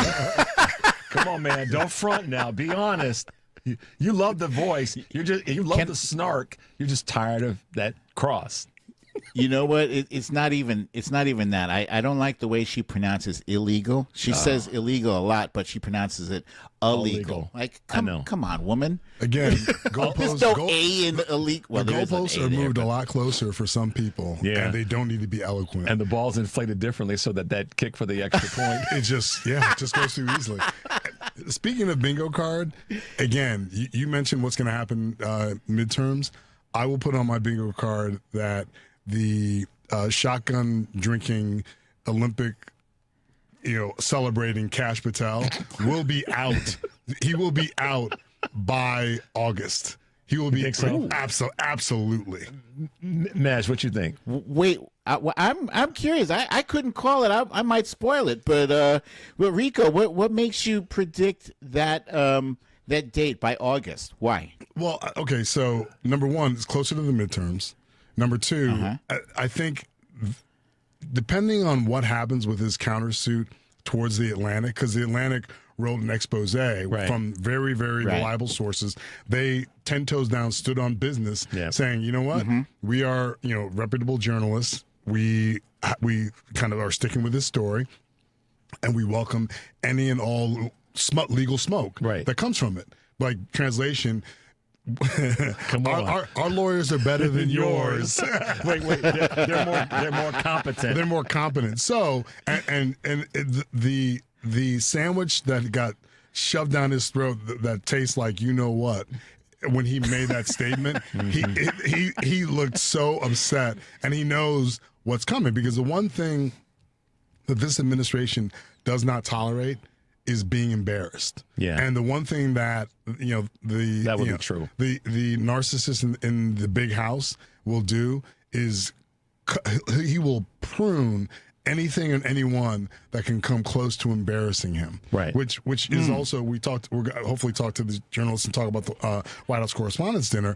But it's the reason why he's kind of rearing his smug head at this dinner, because guess what? He feels like he has control of the press. And he wants to change the narrative from the last time he was part of it. So let's go to a break, guys. The number is 773-763-9278. I'm Richard Chu, sitting in for Joan Esposito, and we will be right back. Out Chicago. If you think of every single thing from the Supreme Court to deporting these poor immigrants who are just trying to work hard and feed their families and have a better life, to the trans community that was thrown under the bus, you just wonder, where will the hate, where will the fear end? And if you keep thinking about it, like I just mentioned, it's a nowhere street mentally. Catch Out Chicago every Sunday, 11 to 1 on WCPT 820. This is WCPT telling you how you can shop blue. Are you looking to get that new computer so you can do great things like surf the web, find Heartland Signal, and stream WCPT? Let's look at some computer companies that support the Democratic Party. Lenovo donates $56,000 to the Democratic Party in 2024. That's 89% of their donations. While Hewlett-Packard, or HP, donated $383,000 to the Democratic Party, as well 89% of their donations went to Democrats. Apple donated $4,701,347 to the Democratic Party. Microsoft donated $5,397,633 to Democrats in 2024, while Sony donated $1,268,000 to the Democratic Party in 2024. That was 95% of their donations, everybody. This has been WCPT telling you how you can shop blue. Hey Google, play WCPT. Streaming Chicago's progressive talk from TuneIn. Don't turn that dial. Joan Esposito, live, local, and progressive, returns right now. A fair balance where the facts come out. On WCPT 820. Well, we're back. I'm Richard Chu, sitting in for Joan Esposito with my man Enrico Mowatt and my other crazy fool in New York, Brooklyn Dad Defiant. Majid, thanks for hanging out with us this afternoon, man. We have to do this more often. I know my show airs early in the morning. It's an hour early. I feel like I'm in the barber shop right now. That's because you are. Awesome. And Lady B is the one that's touching up our hair. So, you know, we got to be blessed to have a woman cutting our hair on a Friday afternoon. Man, it doesn't get any better than that. Nothing better. Nothing better than that. Listen, man, I want to play a clip for you guys that we've got that you've talked about this a lot in terms of unfitness of the president. You wrote a piece about it, but I want to really approach this from the transparency piece that's not happening with this administration, and it's so bad that it's going in the other direction. Lady B, let's play that clip from Madeline Dean. And I'm not going to spend the budget day discussing something I've set aside time to spend on this topic. I'm going to with your switch House topics. colleagues. Let me switch topics. A different and equally disturbing issue: how your family is profiting from your work as Commerce Secretary. Let's start with tariffs. You and the president illegally imposed the highest tariffs on the American people since the Great Depression. And your sons figured out how to profit from the high tariffs by buying up refund rights, pennies on the dollar, just as you are out there cheerleading the tariffs. As a result, federal taxpayers like my constituents may now owe your family tens of or hundreds of millions of dollars. I wonder if President Trump is concerned about you and your family profiteering off the illegal tariffs. You know that is false. Here's reporting. I'd like to put it in the record. Howard Lutnick's old firm did not, in fact, profit from Supreme Court tariff ruling. It is just not true. It's your sons. The reporting his is old firm and my sons. It is not Mr. Chairman, true. reclaiming and you my know time. It's not true. I have it's asked not true. Mr. Chairman, reclaiming about 20 seconds. I hope you recognize how fundamentally wrong and corrupt this is. I hope you take accountability and have the decency to resign before you are fired. It's not true. I yield. That's how Democrats need to come to the fight. Don't give a damn about what they're going to say back. But she went the full mile. Yeah. She said, "No, this is what's happening, player. No, I don't care, and you need to step down or be fired." That's how they have to play this game. Majid, what are your thoughts? You spoke about us having a deep bench, and Madeline Dean is one of my favorites. Yeah, she brought a gun to a knife fight. She was not playing around. Nope. And he tried. She tried to nail him down on that Epstein stuff, and he wouldn't talk about that. So then she went after his other stuff, the financial stuff. So Democrats have to take a page from that playbook and come out swinging every single day. Do not give an about how about being perfect, about being politically correct, have at it. I think Jasmine Crockett is another one that I really enjoy, because she's razor sharp, super smart, and she has a brilliant way of dressing people down. And the the base of the Democratic Party is kind of fired up right now. We've had a string of wins that includes Virginia, despite the fact that judge is trying to put some stuff in the game. But aside from that, we've flipped 30 seats since Trump took office again. So we have some momentum behind us, and what we don't need are strongly worded letters like of the Chuck Schumer variety, and we need more stuff like this. Go for the jugular. Yeah. It's almost like when you're in the neighborhood growing up and you got a crowd of other neighbors and kids and you're doing your mama jokes. Anything and everything is on the table. Mm-hmm. And no matter how crude, vulgar, and again, that person's mother might have given you a plate, But you still got to talk about it because guess what we're doing? Guess what we're doing? We're doing your mama jokes. Right. And right now, it's what Madeline Dean did is you have to want the smoke. Yep. You have to want the smoke. That's the thing. That's exactly it. She was ready. She had the receipts. She had the purchase order and the receipts. And she was ready for customer service to say this is the wrong receipt. No, it's not. No, it's not. And the one thing too, above everything, and you could hear it in that clip, right? And I talk about this all the time. Facts over feelings. Yeah. Because Madeline Dean was hammering with facts, and someone got in their feelings. Someone got hoiked. Someone got in their feelings. Little Howie was a little offended. I mean, he's like, go run to mama. She's going to tell you it's going to be all right. She'd be lying to you. Right. But I'm about to get in that behind. Yeah. And that's what we have. And the procedural games too. They all have to be on top of their game as far as reclaiming that time, because what these guys have done over and over again is filibuster. They will waste your time, and as a member of the House, you're limited. You have, I think, 5 minutes or something to get your questions out and get to the crux of the matter. And if they come back at you with slow let's run the clock out answers that are running out the clock, that's not helping at all. I mean, you saw with the RFK stuff when he was like, and he said in that just ever so creepy voice, I never said that. And then she, well, hold on, roll the clip. Elizabeth Warren. And then what did he do? He was like, I'm sorry. And it's like, well, but so now you admit that you said that. Yeah. And that's that sharp pinch across your behind was the knife that Elizabeth Warren used. Absolutely. And that's what's happening right now with this administration, where they're just completely like ambivalent of and absolving themselves of the factual like actions that they're and violations that they're committing. Yeah. Can we talk for a minute about that reparenting Black children thing? I mean, what? Yeah. How is that not a bigger story? Well, I know how it's not a bigger story, because the president of the United States is mulling over why he can't erase the 2020 election results from history, and any other assortment of crazy stuff. I'm happy to gotta clean it. That's myself. That's why I set it up that way, because I've listened to your stuff, brother, and I know how you roll with it. We don't want the FCC calling. The FCC, I'm not answering that call. So, and Enrico and I, we know we got pouty mouths. So, and Majid, you do too, and that's a good thing.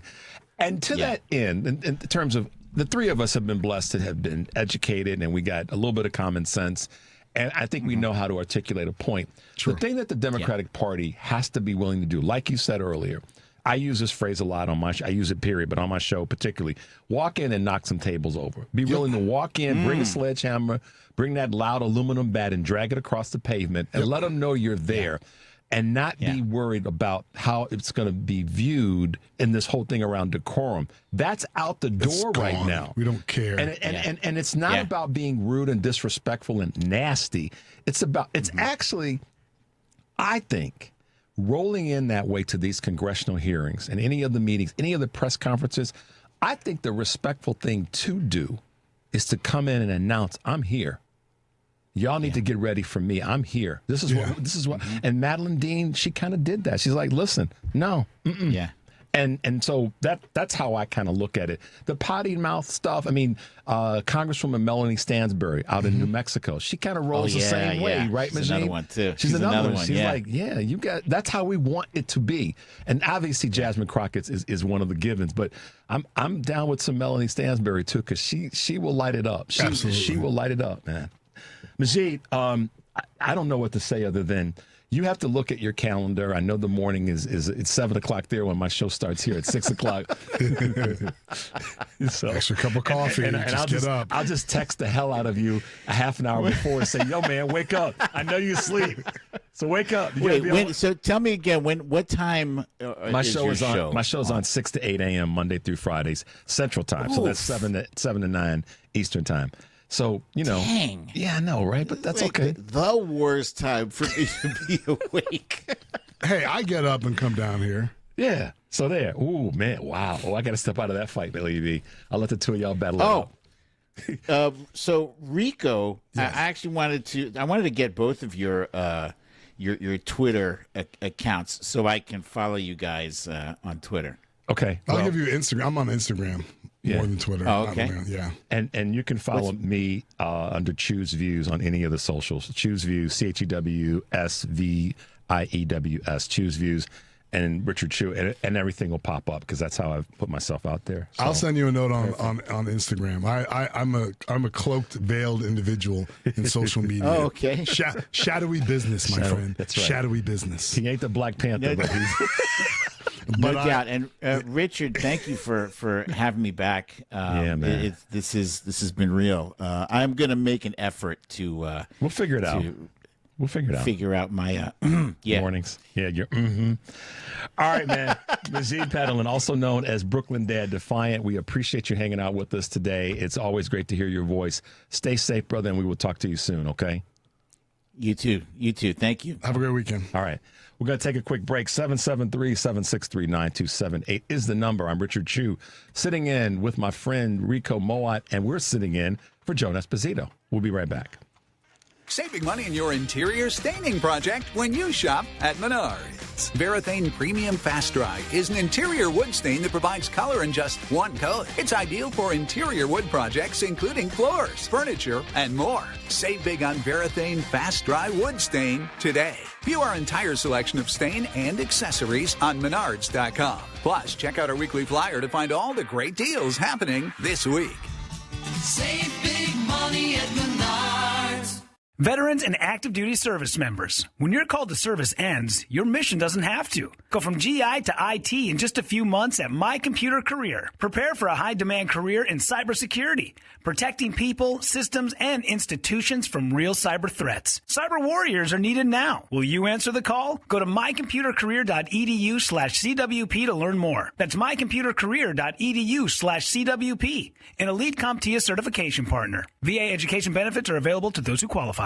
Listen up, fellow timeshare owners. If you're a timeshare owner and you want out at all costs, you're done, frustrated, tired of wasting money, you don't use the darn thing. Get out now. Hire the best Bulldog timeshare cancellation team in the business. Their in-house legal team, headed by a timeshare cancellation lawyer, can help you fight the biggest and baddest companies out there that sell timeshare. At some point, you were using your timeshare, but now you're not, and you're tired of wasting money. Before you go to the poorhouse, call right now and learn how you can stop the maintenance fees and put more money back in your pocket. Their services cost you a lot less than you think, and you'll save a lot of money over time. Call the Timeshare Exit Hotline now. It's a free consultation. 800-296-0150. 800-296-0150. 800-296-0150. That's 800-296-0150. You're listening to WCPT 820. Here's the latest Chicago weather update. I'm meteorologist Ray Miller from the Weatherology Weather Center. Mainly cloudy skies tonight with temperatures in the mid-40s and winds out of the north at 10 to 20 miles an hour. Saturday, sunshine with high temperatures near 50 and northeast winds at 10 to 20. Sunday, sunshine with high temperatures around 60 and light northeast winds. Monday, showers and a few thunderstorms with a high of 70. Tuesday, chance of thunderstorms with a high temperature around 64 degrees. That's the latest Chicago weather update. Right now, it's 68. This is Chicago's Progressive Talk, 820 AM, WCPT Willow Springs, and online at WCPT820.com, where facts matter. Joan Esposito, live, local, and progressive on WCPT 820. All right, guys, we are back. I'm Richard Chu, sitting in for Joan Esposito with my man Enrico Mowatt. Thanks to Majid Padellan, also known as Brooklyn Dad Defiant, for being with us. We have great voices. We got a lot of big voices throughout the country on the Democratic side, and we need to honor them and amplify them. Rachel Bitecofer is one of those voices. She's been on my show before. She's been with other with Patty and Joan, and I believe Edwin. But be that as it may, Rachel is a voice that you guys need to check out. And did an interview with her earlier today that we'd like you guys to hear. I think we got that ready. Are we good, Lady B? All right, take it away. what do you see happening as it relates to the bigger national conversation? Yeah, I mean, before I turn to that, I'm just going to say, politicians everywhere, every party, every state, red states, blue states, especially places where one party dominates. So in rural America, Republicans, and cities, Democrats, politicians tend to have to promise a pretty bold agenda to win a primary and win office. And, our system at the city level is much more easy to get stuff done, but it's still very, very hard.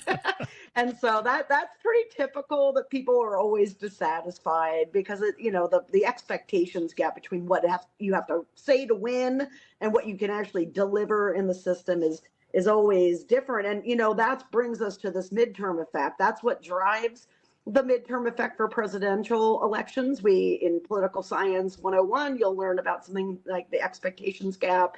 And that's that gap between expectations and what you get. And with Trump, with anyone, with a normal person, you get a gap. Like Joe Biden, right? He had lots of things he wanted to do, and actually he was more successful than people give him credit for. But there were key things that were really big to the base, like Puerto Rico and DC statehood, that he failed on, right? And so there's always this gap. But with Trump, it was worse, and that's what made me nerd famous in 2018, knowing what a train wreck this man is, and that he would cause a heightened reaction. Mm-hmm. And of course, that was first term. Now seems so virginic. Is that a word? We made it up. We were yes. all virgins. Like the terrible problems of the first term, right? Like, oh boy, I would trade for them now, right? And what Trump has done that's so interesting for the midterm effect is that he didn't just fail to deliver on promises. He's done something we've never seen a politician in America do.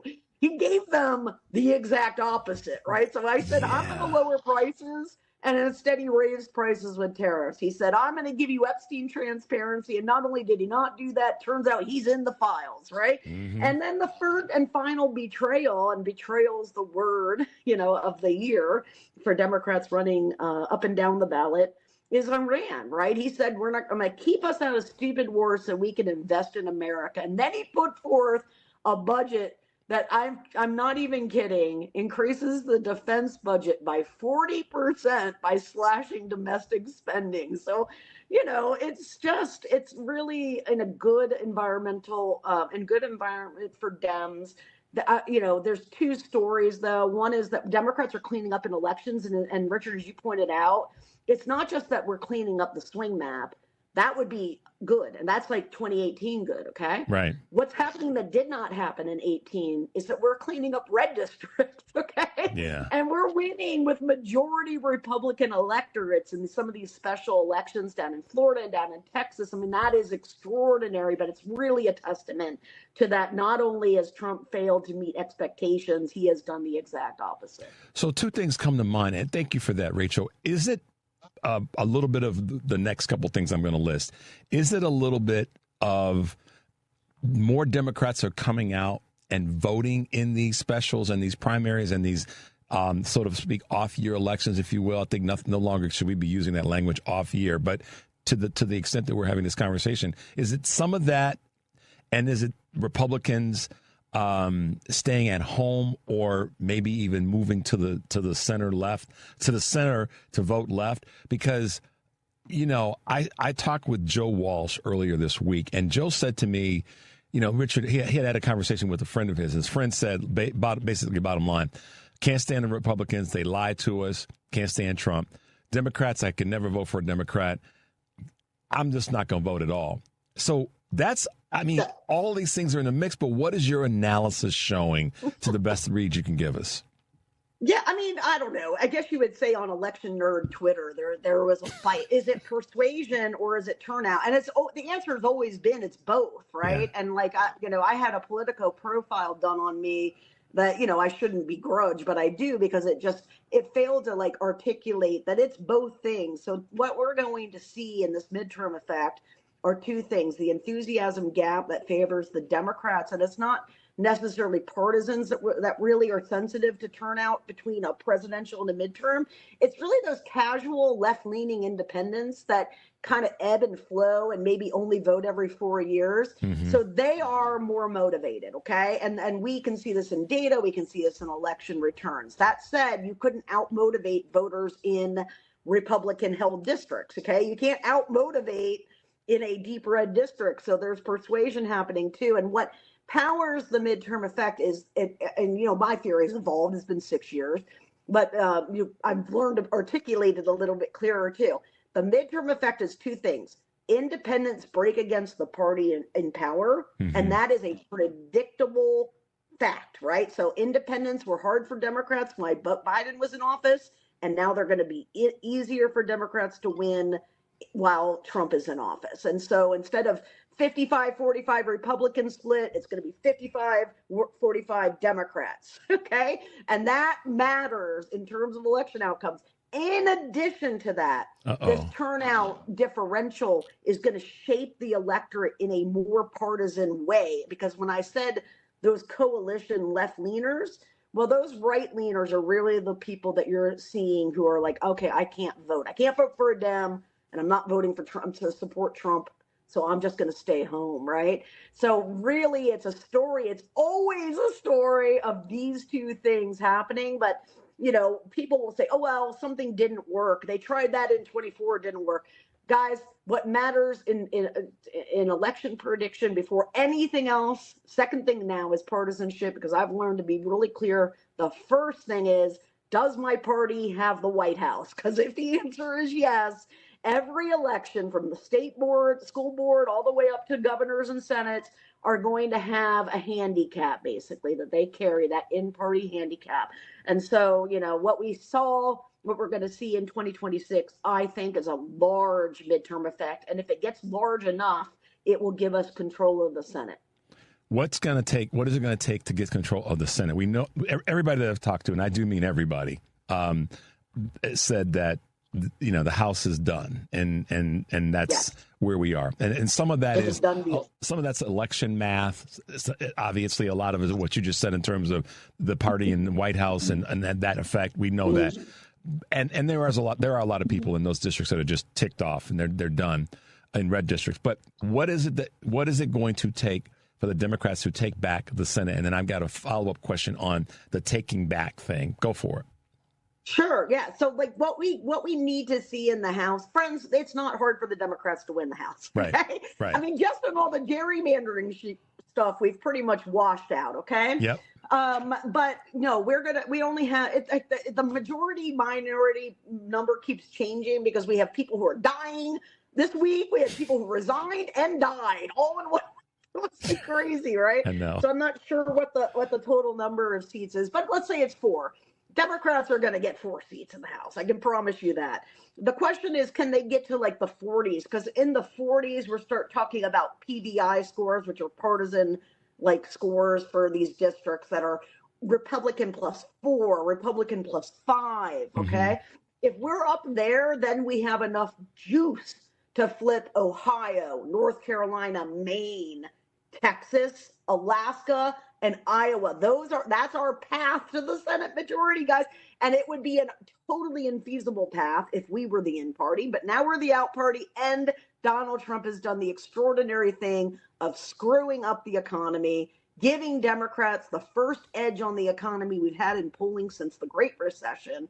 And this time, I suggest we don't squander it, and we make sure we are really hammering Republican economics all through the fall 2026 cycle. You know, Rachel, one of the things that I've been saying, and not just me, there's many, you're saying it obviously from the database position that you do, is that when we take back the House, and when I say we, it's a partisan statement, and I don't apologize for that, but when we take back the House, which is for the betterment of the country, let's just call it as it is. So that's for all of us, red, blue, and in the middle. Yep. And if we take back the Senate, what cannot happen is Democrats cannot roll into Washington and be kind of pity-patting and tiptoeing around. They got to roll in and knock some tables over. They do. I mean, it's just critical, Richard. I'm so glad you're talking about that. And Rachel, be brazen about it. Like almost, this is going to sound awful, but almost like in a braggadocious way. Like, yeah, we won and we're coming in to fix stuff. If you don't like it, then get the hell out of the way. That kind of moxie. So that people know that they're and I mean the voters, not the Republicans in the House and Senate, but that voters, non-voters, all the rest go, damn, the Democrats finally woke up. Yeah, and you know what's driving, like, so we're going to win all these elections, right? But, like, people still hate us. Like, we hate ourselves.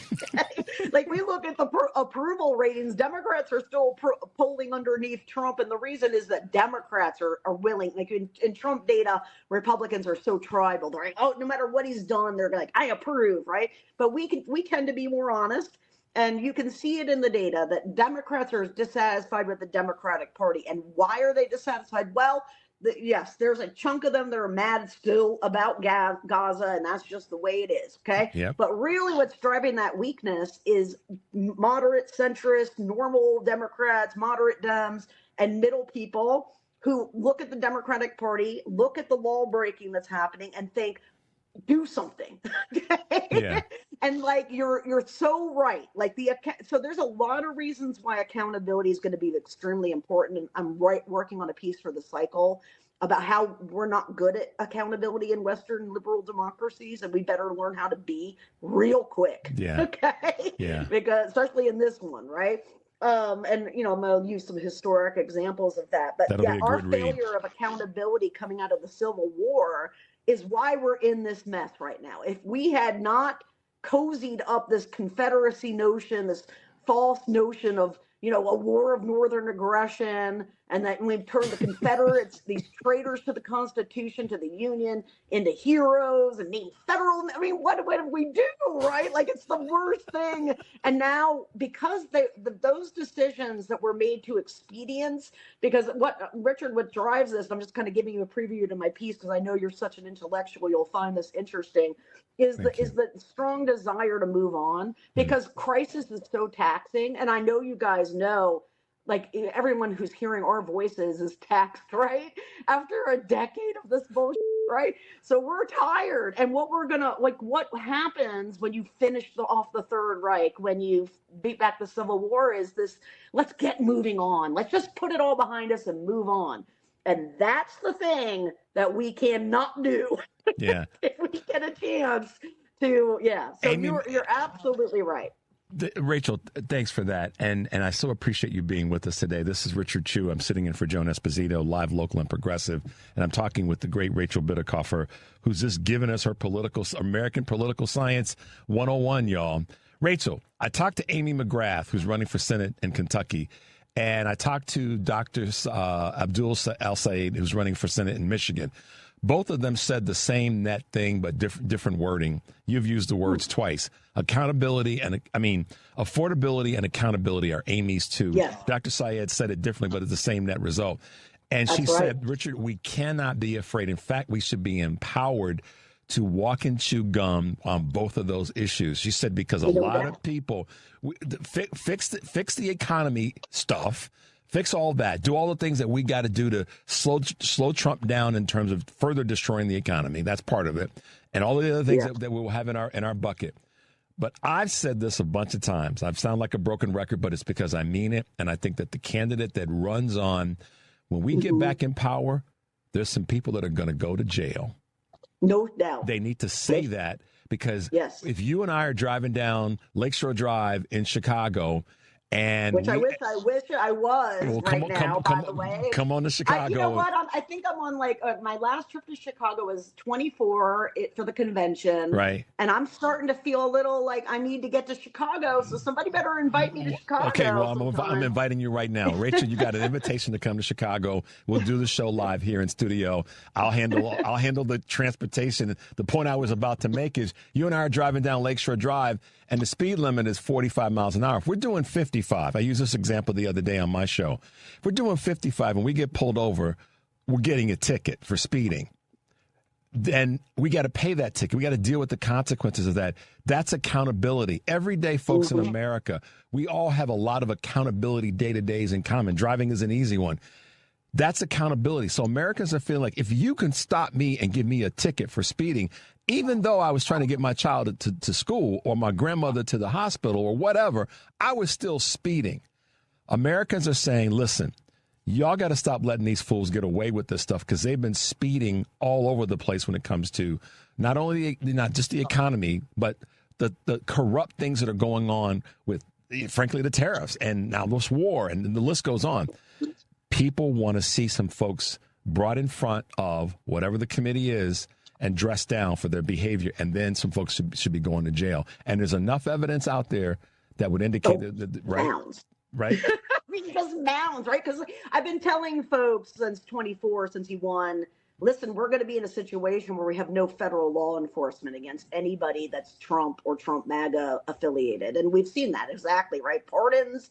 We've seen them dropping cases. They literally can't be prosecuted. Signalgate would have been prosecuted in any other time period, right?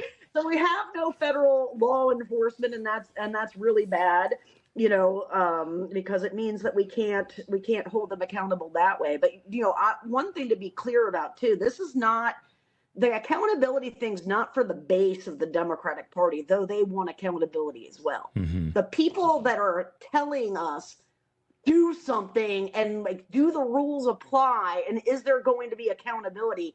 That's coming from the creamy middle of America. Okay? Yes, it's your swing voters and your independents who are like, why am I paying, for me, taxes, okay? God, taxes. Richard, I can't even tell you how sick it makes me to pay my taxes knowing Donald Trump doesn't pay any taxes. I know.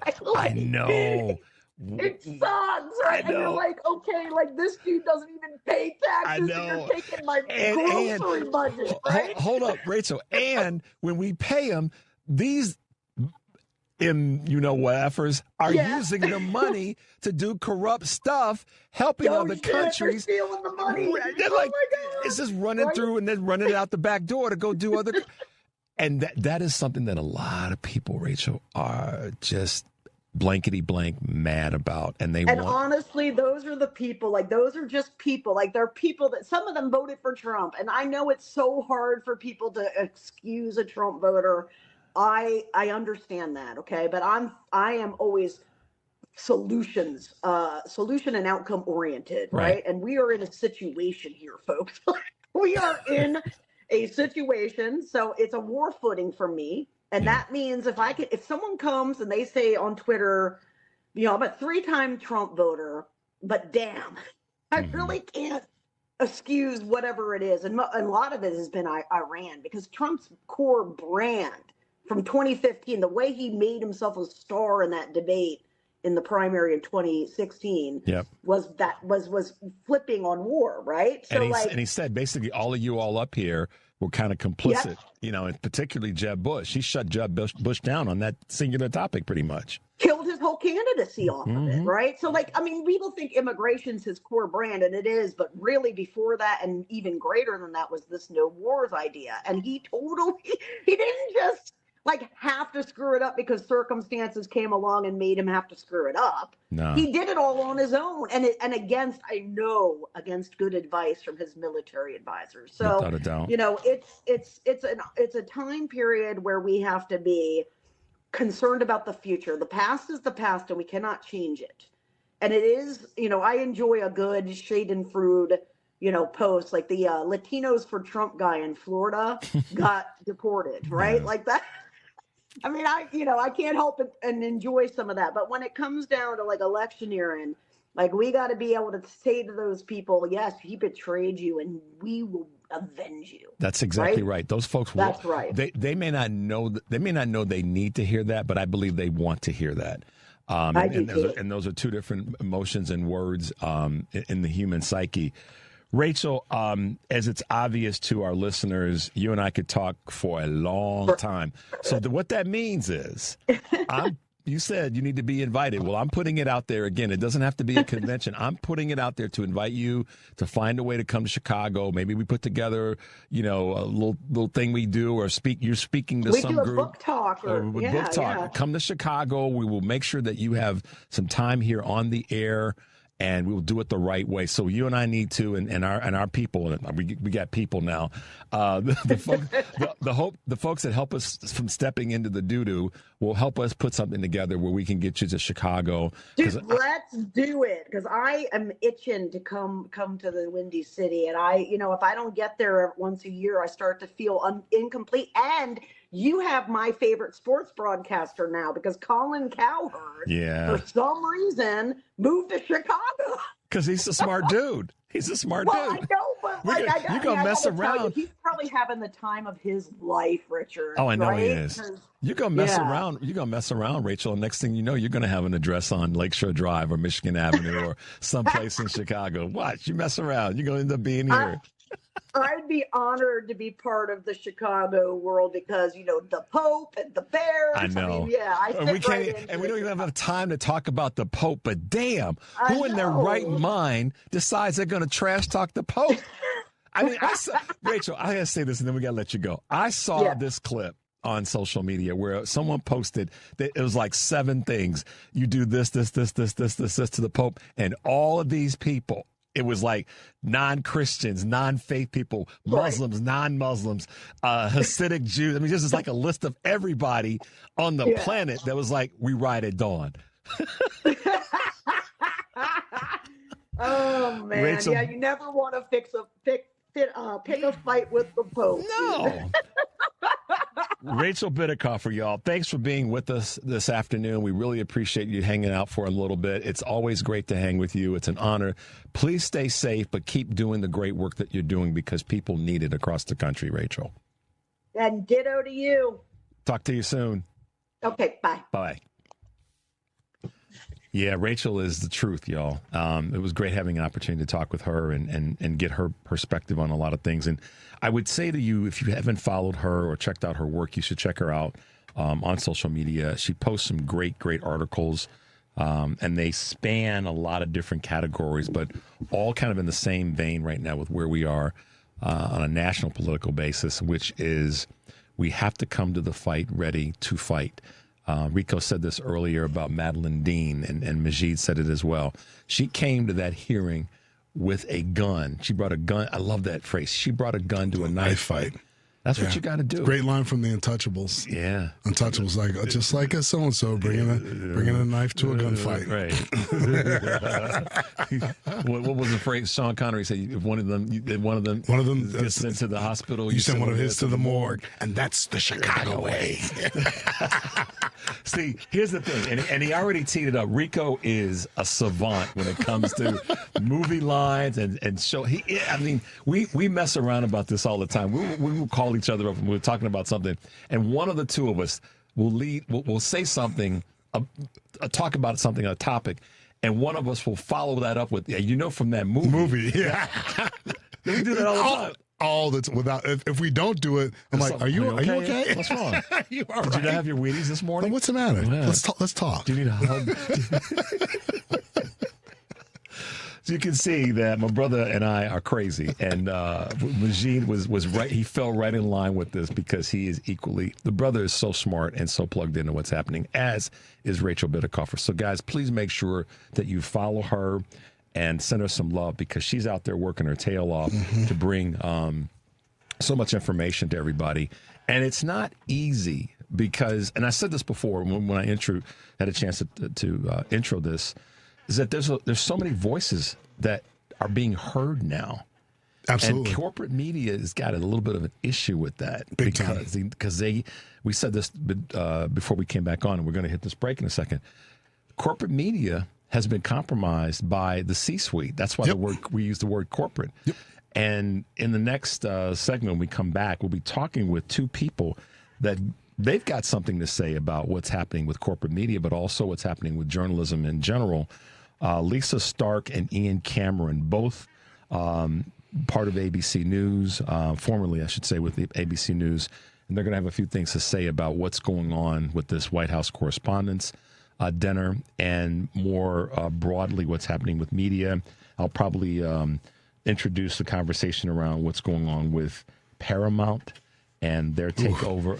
And what's going on with CBS. I saw an interview with Mike Lawler, who's a Republican from New York, congressman, with Katie Tur on MS Now, day before yesterday, and I was yelling at the screen because she wouldn't lean in hard enough. But what was so funny is he kept referring to CBS. CBS says this. CBS says that. He was trying to pin it on MS News. But we know that CBS is now compromised. Barry Weiss at the head. Part of the Paramount situation. Part of Ellison and that. Right. Let's go to a quick break. 773-763-9278 is the number. I'm Richard Chu with my man Enrico Mowatt sitting in for Joan Esposito, and we'll be right back. The worst thing about political jokes is that they keep getting reelected. Just in time for the midterms, the Capitol Fools, Washington, D.C.'s premier comedy group, is coming to see you. Don't miss your chance to find out what rhymes with the day's news when the Capitol Fools come to the North Shore Center in Skokie, April 25th and 26th. Get tickets at northshorecenter.org or Ticketmaster.com. At Audion Hearing, our mission is simple: to make better hearing affordable for everyone. We're proud to offer high-quality, rechargeable hearing aids starting at just $98. Clear, comfortable, and ready to use right out of the box. And here's a study worth hearing. Research shows that wearing hearing aids can reduce your risk of dementia by up to 61%. Join over 1 million happy customers and hear the difference today by going to audionhearing.com. That's AUDIEN hearing.com. I've tried everything to stand out at work. Donuts, a company coffee blend, even dressed as the company mascot for Halloween. There's an easier way. A ComEd facility assessment. Their engineer gave my company free insights and actions that saved us $732,000 on energy. Easy, right? Learn how ComEd can help you save at ComEd.com/facility assessment. ComEd, powering lives. Savings will vary based on customers' usage and rate.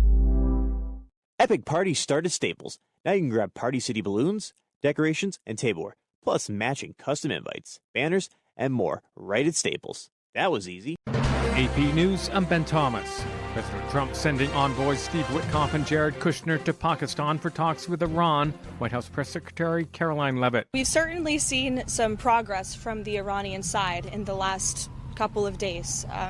Again, the president has made the decision to send Steve and Jared to hear the Iranians out. Sakar Magani has more. Iran's top diplomat was heading today to Pakistan, which is again trying to get Tehran and Washington together for more ceasefire talks. President Trump this week did indefinitely extend a ceasefire to give diplomacy more time. That has not lowered tensions in the Strait of Hormuz, through which a fifth of the world's oil and natural gas transits, and where Iran has a stranglehold. The U.S. is still blocking Iranian ports and vessels. The blockade is tightening by the hour. We are in control. Nothing in, nothing out. Before Pentagon Chief Pete Hegseth spoke, President Trump issued a 90-day extension to the Jones Act waiver, making it easier for non-American vessels to transport oil and natural gas to the U.S. Sagar Meghani, Washington. The Trump administration sanctioning a China-based oil refinery and about 40 shipping companies as part of a campaign to cut off Iran's oil exports. Oil prices yo-yoed, Brent crude settling a tad higher, just above $105 per barrel. Gasoline prices have jumped in the past day. AAA now puts the national average just below $4.06 per gallon, nearly 3 cents higher than yesterday. On Wall Street, Intel saw its best day since 1987, thanks to a blowout profit report. The S&P climbed 0.8%, again hitting a new closing high. The Nasdaq rallied 1.6% to its own record. The Dow fell 79 points. As for Intel, its shares soared more than 23%. This is AP News. Oklahoma's the latest state to be hit by violent weather. A powerful tornado in Oklahoma ripped roofs off buildings, knocked down power poles, and sent emergency crews rushing into a rural community near Vance Air Force Base. Look at that! It's a satellite tornado! Good night! Video provided by KWTV, KOTV shows multiple occurrences across a field, tornado on the ground going through the wind farm out here, destroying buildings in its path east in the trees. as debris flew through the air. It's right there. It's right there. The confirmed tornado moved across parts of Enid, a city of about 50,000 people. While there were no immediate reports of fatalities, police say there had been early reports of people trapped in homes and extensive damage. I'm Lisa Dwyer. There's more news at apnews.com. I'm Ben Thomas. Thanks for listening. This is 820 AM, WCPT Willow Springs, and streaming worldwide at WCPT820.com. We are Chicago's progressive talk, where facts matter. Now, your WCPT 820 weather update. I'm meteorologist Ray Miller from the Weatherology Weather Center. Mainly cloudy skies tonight with temperatures in the mid-40s and winds out of the north at 10 to 20 miles an hour. Saturday, sunshine with high temperatures near 50 and northeast winds at 10 to 20. Sunday, sunshine with high temperatures around 60 and light northeast winds. Monday, showers and a few thunderstorms with a high of 70. Tuesday, chance of thunderstorms with a high temperature around 64 degrees. That's the latest Chicago weather update. Right now, it's 70. The Thom Hartmann radio program provides all of the intelligence, information, and insight you'll need to win the water cooler wars. Weekdays 11 to 2 right here on WCPT 820, Chicago's progressive talk, where facts matter. WCPT 820, Chicago's progressive talk, where facts matter. Joan Esposito, live, local, and progressive. Quite frankly, I get most of my news from you. Joan Esposito. Y'all ready for this? On WCPT 820. Oh, wow. We are back, guys. This is Richard Chu. I'm sitting in for Joan Esposito, live, local, and progressive. I'm the host of Chu's Views, Monday through Friday, 6 to 8 a.m. here on WCPT. And I said this earlier when I was talking about the people that we have on our bench politically. We got a lot of folks on our bench politically that are running for office. We also have a lot of independent folks. As I said, I learned at the DNC that are now in the media world, that are contributing, that are creators, and are doing the things that a lot of folks in corporate media don't get allowed to do anymore or are restrained. And then we got the real folks that know what the hell they're doing, right, Rico? Yeah. Like Lisa and like Ian. Lisa Stark is a former ABC News correspondent, and Ian Cameron is a former ABC News executive producer. Listen, y'all, they know what the hell they're doing. The rest of us out here are just playing. Yeah. Welcome, both of you, to the show. Good afternoon, guys. Boy, that's quite a setup for us here. No, that's an introduction. That's an intro, not a setup. No, that's real. You guys have earned those kudos and those stripes. And everybody on the planet in this space should know about it. And also the hell that you guys have gone through and have caught recently when it comes to what's an event that I didn't watch all the time, but I definitely made a point of plugging in. And that's the White House Correspondents Dinner. And, you know, ever since Donald Trump hit the political scene, it's just turned into a doo-doo show. Because look, Ian just nodded his head too. And you guys know I'm not making this up or over exaggerating it, but now here we are, and it's become this mess that unfortunately you guys have had to navigate. So, Lisa, first, let's do this in the time that we have. Just take a half a second, and then Ian, you jump in and tell folks a little bit about you guys and your background, and then we'll get into talking about the Correspondents' Dinner. Okay? Go for it, Lisa. Sure. Thanks, Richard. Well, I was in local news for many years, and then I was at ABC News 20 years as a correspondent. When after that, I worked for Al Jazeera America and the PBS NewsHour. Hung up my journalism hat a few years ago, and I'm supposedly retired, but I seem to be busier than ever. They keep pulling you back in. Godfather, too. Yep. Go for it, Ian. What you got? Yeah, so, Richard, I was in public television in Canada for many years, and then joined ABC News as a producer, then senior producer at World News Tonight, and then executive producer of This Week with George Stephanopoulos. And Lisa and I have long experience as journalists. We've both attended this dinner many, many times. And actually, in our post-journalism days, we have just become more outraged with what we've seen happen in the White House with this administration and its attack against free speech, freedom of the press, and the First Amendment. And so we really couldn't stay silent any longer. And that's what really generated our effort to produce this petition and get 500 former journalists to sign. And that number has gone up in recently. Am I right about that? Help us understand that, Lisa.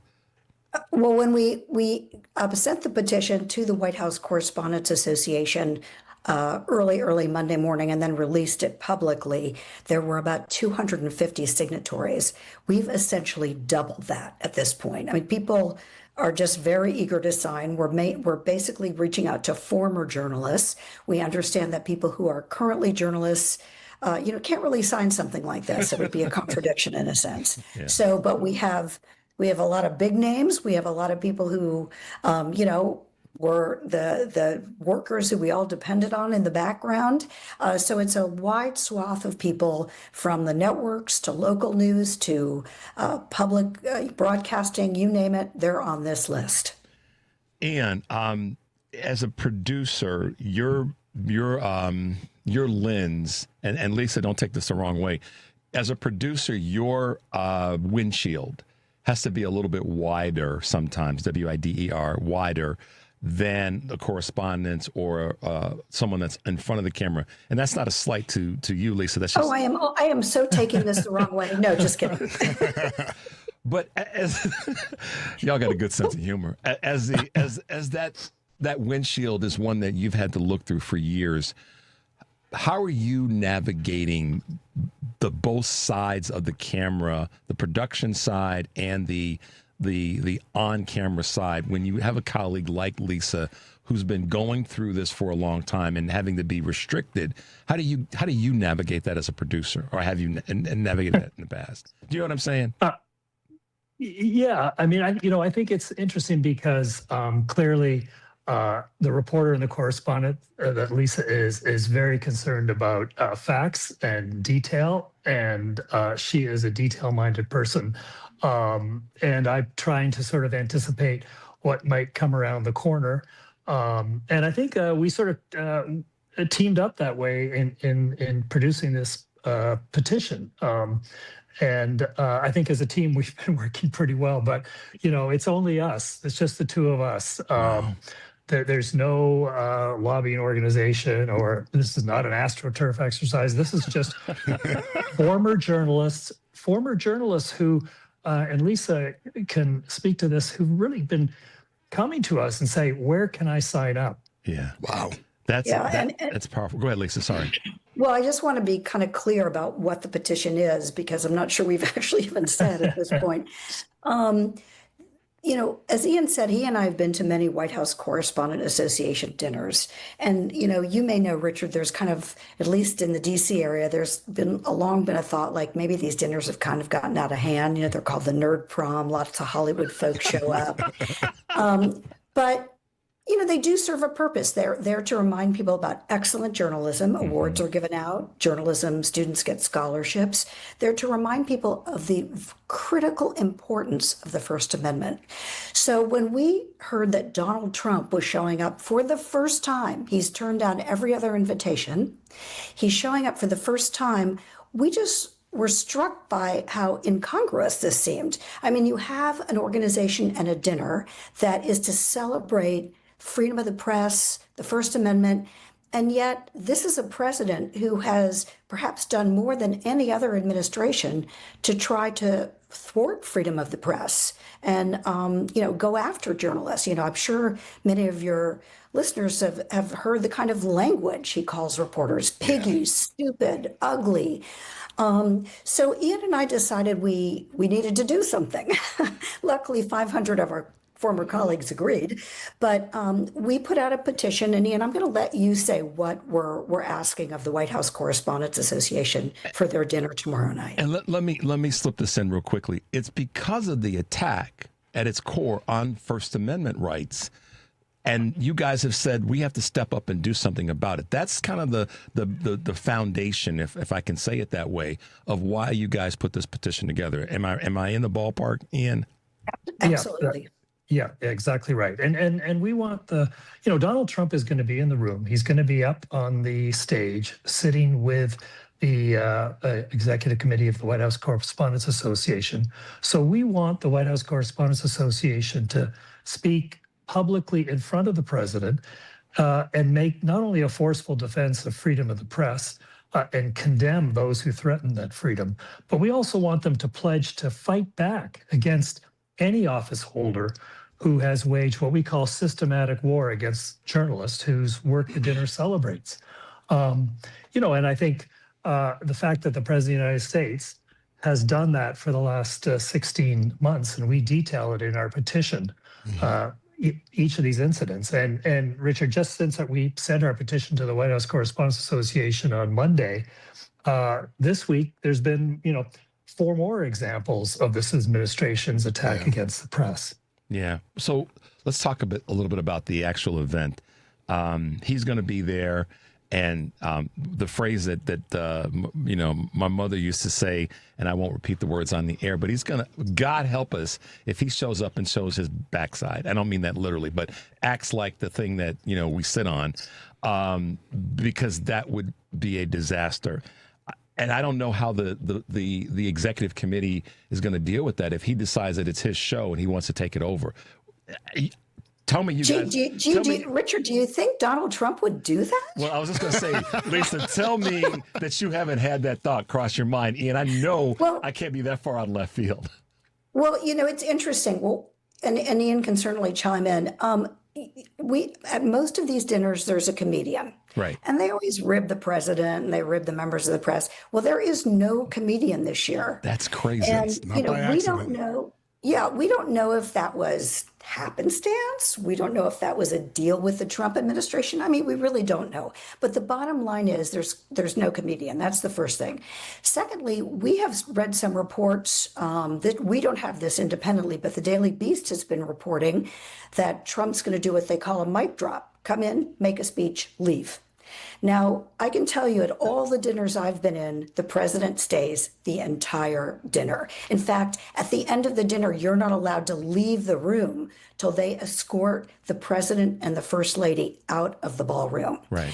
So if Donald Trump is only going to come to speak and then leave, I think that says a lot right there, quite frankly. And, that's insulting to those in the room. The other thing is he apparently has a comedian who's writing his remarks. So we'll see what that says, and we'll see if he sticks to them. And Ian, feel free to add whatever you'd like. No, and I would just remind people that, if he comes off and is pleasant, and there's a low bar. I mean, for this president, they are going to be judging him on a low bar. Yeah. And if he comes off as pleasant and civil to the press, that cannot negate his record and going forward. I mean, one night, and I think that's what we have to be mindful of. That's like that abuse. That's like the phrase that's, or the comparison that's used when it comes to an abusive relationship. One night of non-abuse does not eradicate all the other nights and days of abuse. And so, I appreciate you putting it that way, Ian. Rico had a comment he wanted to make, so I'm going to make sure we see him. First and foremost, big fan of yours, Lisa. I'm a little bit of a news nerd, starting with local news in Chicago when I was a kid and expanding, obviously, to national news. So I've seen you on the air.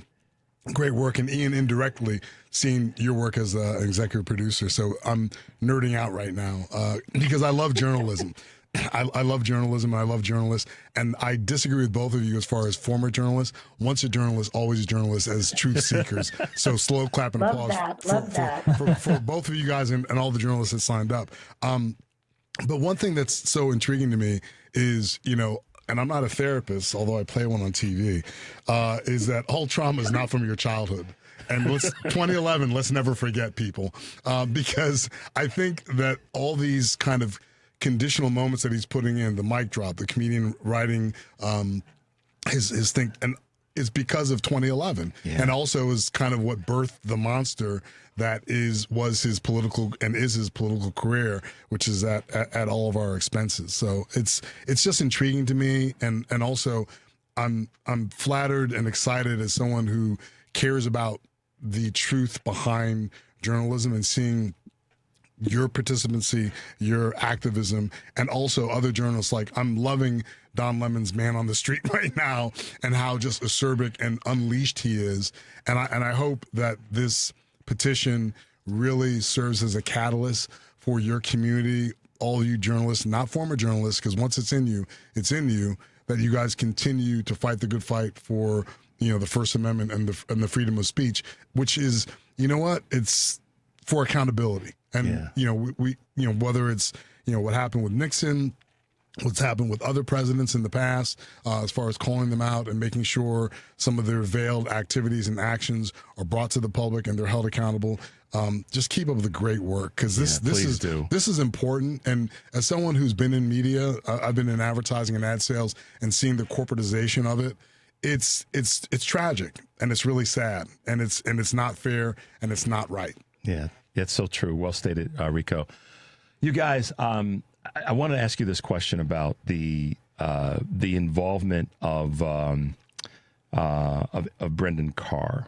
That one really struck me, and a lot of people may not remember what took place and his his motivation to take licenses and then basically come after the networks if they didn't bend and acquiesce to reporting what they felt was, meaning the White House and the administration.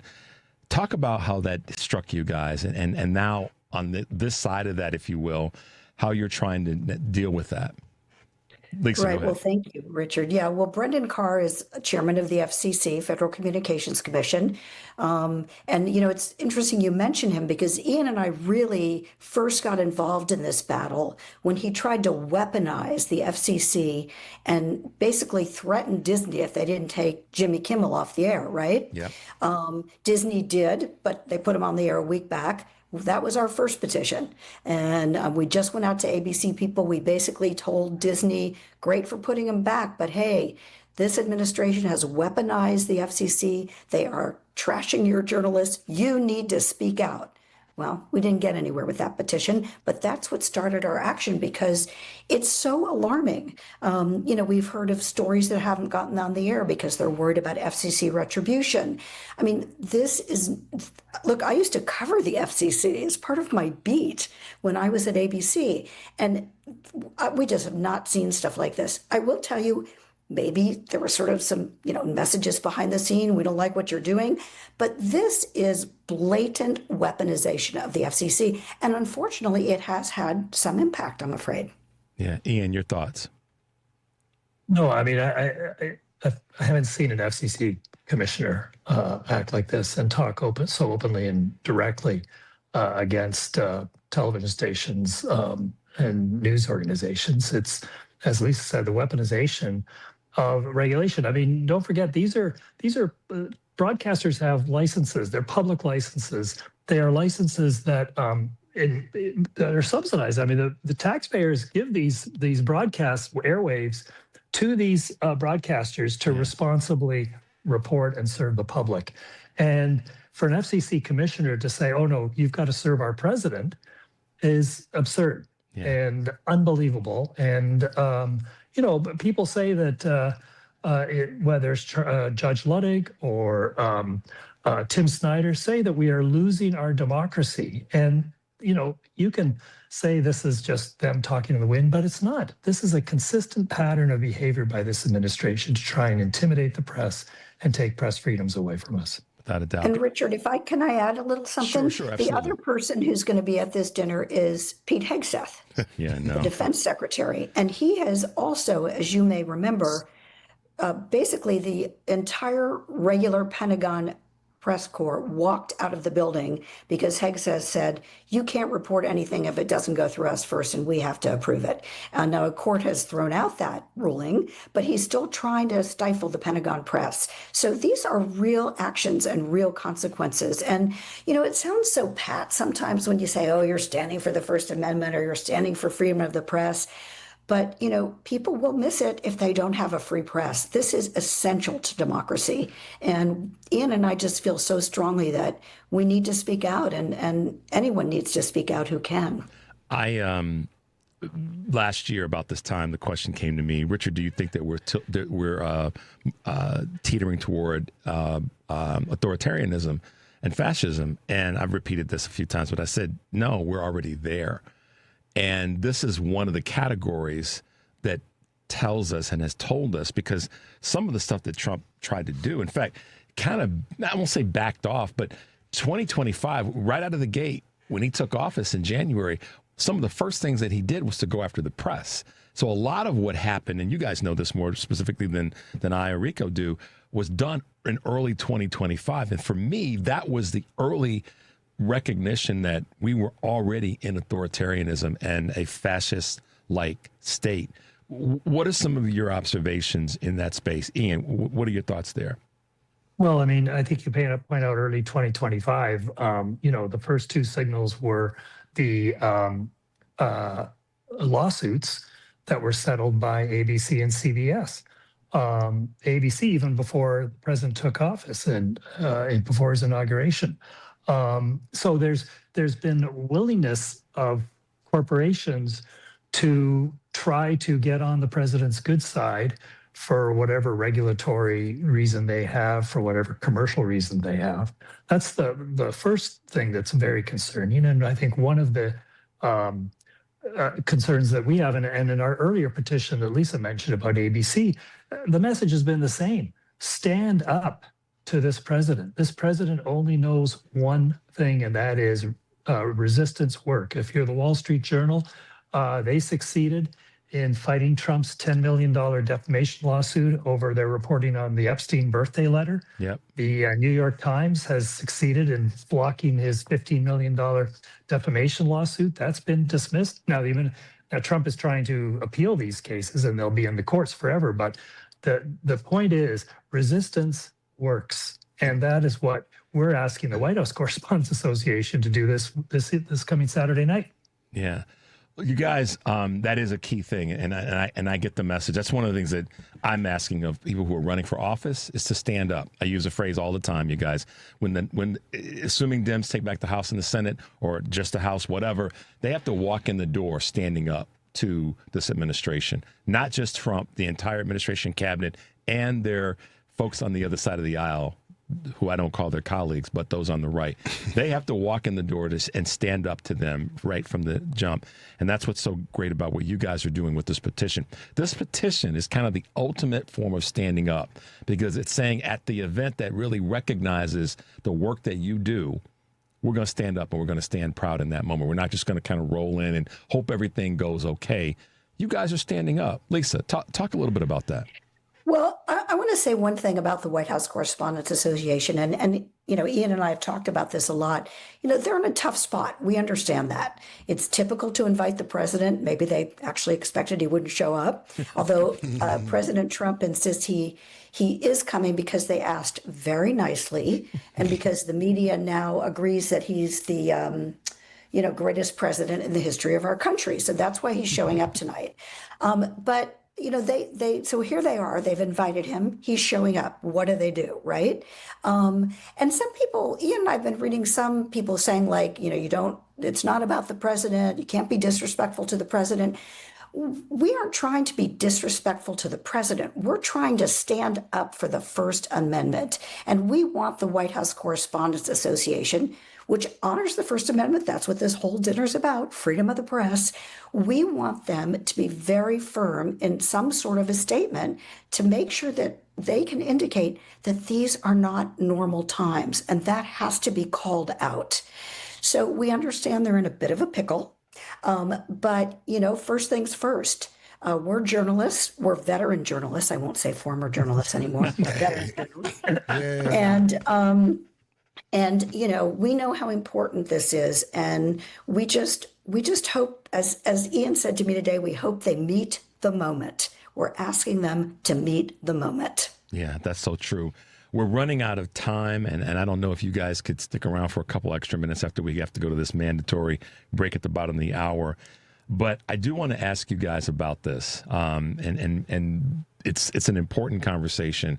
I'll tease it, and if you guys have a few minutes on the other side, sure. I'd love to talk about something that is a concern of mine as it relates to monopolization of media and communication, and that's Paramount and this Ellison Trump, Disney deal and Paramount and CBS. So we're going to take a little bit of a break. If you guys can sit tight for a couple more minutes with this, I want to get your thoughts and observations on that. Can we do that? Absolutely. Yep. All right. We're going to take a quick break. The number is 773-763-9278. I'm Richard Chu, sitting in for Joan Esposito with my man, Enrico Mowatt. We are talking with Lisa Stark, journalist with ABC, and Ian Cameron, producer. We'll be right back. Are you ready to experience Manifest, the annual arts festival from Columbia College Chicago? For 25 years, Manifest has been the ultimate celebration of Columbia's creative spirit. Join us Saturday, May 16th, as Columbia's campus transforms into a living, breathing showcase of creativity. From live music and fashion shows to film screenings, theater, dance, and gallery exhibitions, there's something for the whole family to enjoy. Manifest is more than a festival. It's a full-day celebration of student talent, innovation, and artistic expression, brought to life by Columbia student creators. Wander through immersive exhibits, discover new voices, feel the energy of Chicago's creative community all in one place. And the best part? It's free and open to the public. Don't miss your chance to experience the future of art at Columbia. Learn more and register now at colum.edu/manifest.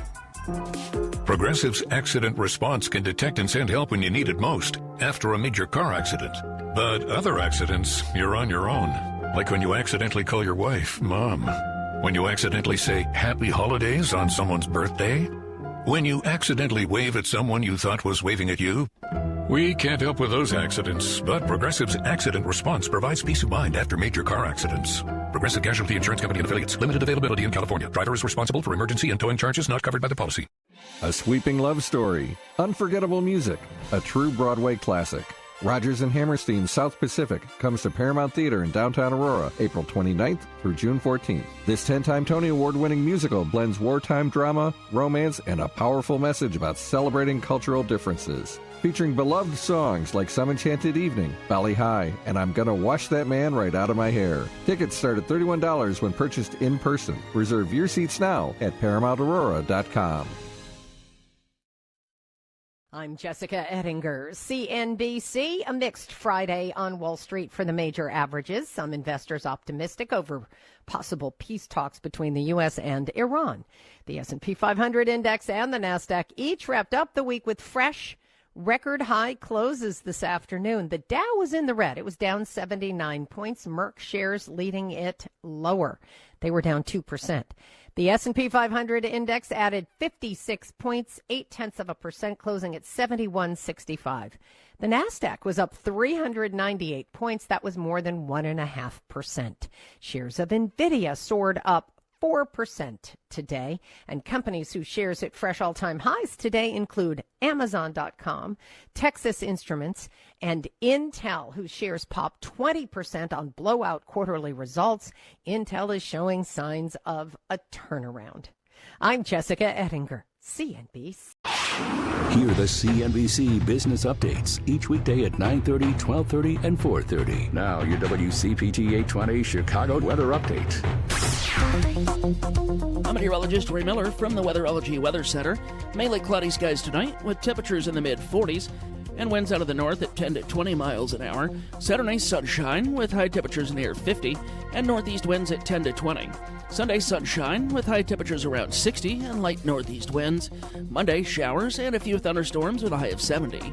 Tuesday, chance of thunderstorms with a high temperature around 64 degrees. That's the latest Chicago weather update. Right now, it's 68. This is Chicago's Progressive Talk, 820 AM, WCPT Willow Springs, and online at WCPT820.com, where facts matter. Now back to Joan Esposito, live, local, and progressive on WCPT 820. As I'm Richard Chew, sitting in for Joan Esposito with my man Enrico Mowatt and two great journalists and producer, Lisa Stark and Ian Cameron. Okay, Paramount, the Ellisons, the White House, and Barry Weiss. Somebody take the baton and go with it. Lisa, you smile first, so you got it. What's up? Okay. Well, first of all, Larry Ellison held a dinner last night for the president here in Washington in advance of the White House Correspondents Association dinner. It was with the CBS News folks because Paramount is now, has CBS News in their portfolio. And as you know, as you mentioned, they're trying to do this multi-gazillion-dollar merger with Warner Brothers, which has been approved, not surprisingly, by the Warner Brothers shareholders. Yep. And, it's going to get White House. I'm sure it's going to pass White House approval, and it's going to end up in the courts. A lot of people, and I would say Ian and I are probably in that category, journalists are concerned about this. It would put CNN and CBS under the same ownership. All the Hollywood folks are concerned about what this means for the movies. And, there's a lot of pushback out there. And Ian, I don't know if you can, add. No, I mean, I think the Committee for the Protection of the First Amendment, an organization that Jane Fonda started, launched a petition drive, which has thousands of signatories opposing the merger. And these are, producers, creators of movies and entertainment. So there's tremendous opposition to this merger within the filmmaking and creative community.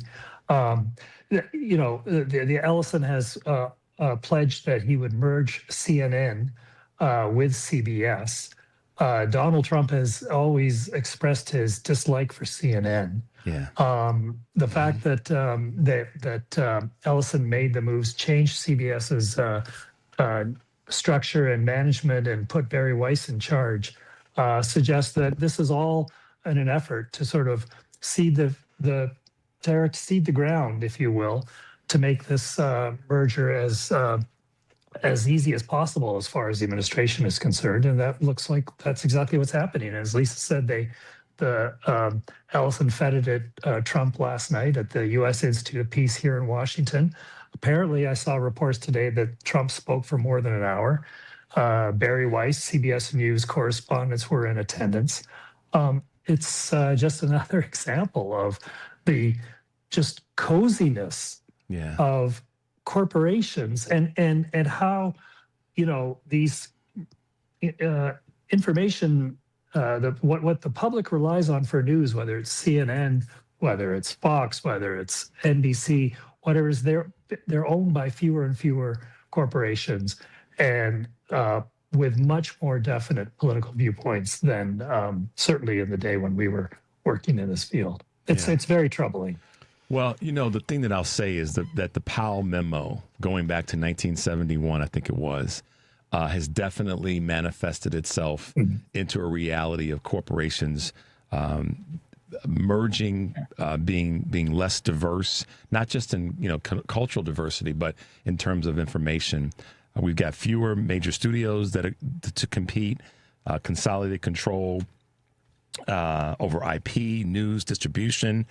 And most certainly, some of the concerns, obviously, around jobs, output, consumer choice, all that will go away in the blink of an eye with mergers like this happening. And that's kind of where we are. Lisa and Ian, you guys have been great, and I would love to do this again. My show airs in the morning, 6 to 8 a.m. Chicago time, but we broadcast because of streaming all over the country, and we're on a couple other stations.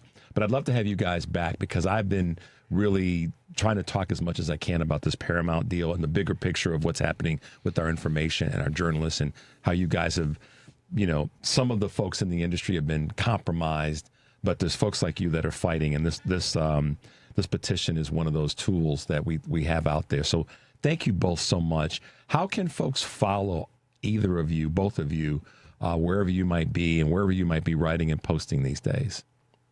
Lisa? Well, I'm an old-fashioned person, so I'm mainly on Facebook, even though my children look at me like, Mom, how could you do that?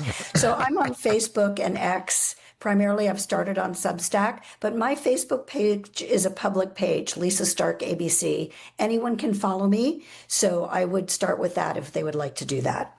Ian, what about you? Hey, Richard, I'm on Twitter and Substack are my main places of production and distribution. Yeah, fantastic. And comment. Well, listen, we really appreciate you guys being with us. We are honored, Rico and I and all of our listeners are honored to have you on. And more importantly, we're honored that you guys had the courage to step forward and do what is not easy to do, but it's a must. And it's just like the careers that you guys have had. You've always stepped to the front of the line in your reporting and in your production. So thank you both for taking the time to be with us today. Thank you so much, and we'll look forward to talking to you in the morning sometime. Yeah. We will make that happen. So get your coffee ready, you guys. Thanks so much for being with us. And both of you stay very, very safe, okay? Right. You too. Thanks, Richard. Thanks, Richard. Bye-bye. Thanks very much. Thanks, guys. All right. Bye-bye. Bye-bye. Take care. Wow. It's awesome. I mean, guys, we could have gone on. I could have gone on and talked to them for hours because they're just so, to Rico's point, they are not former. No. They're just, they're journalists, and they still keep doing it and doing it in such a great and eloquent way. And what to me is so masterful about this petition is that they basically say, we don't give a damn.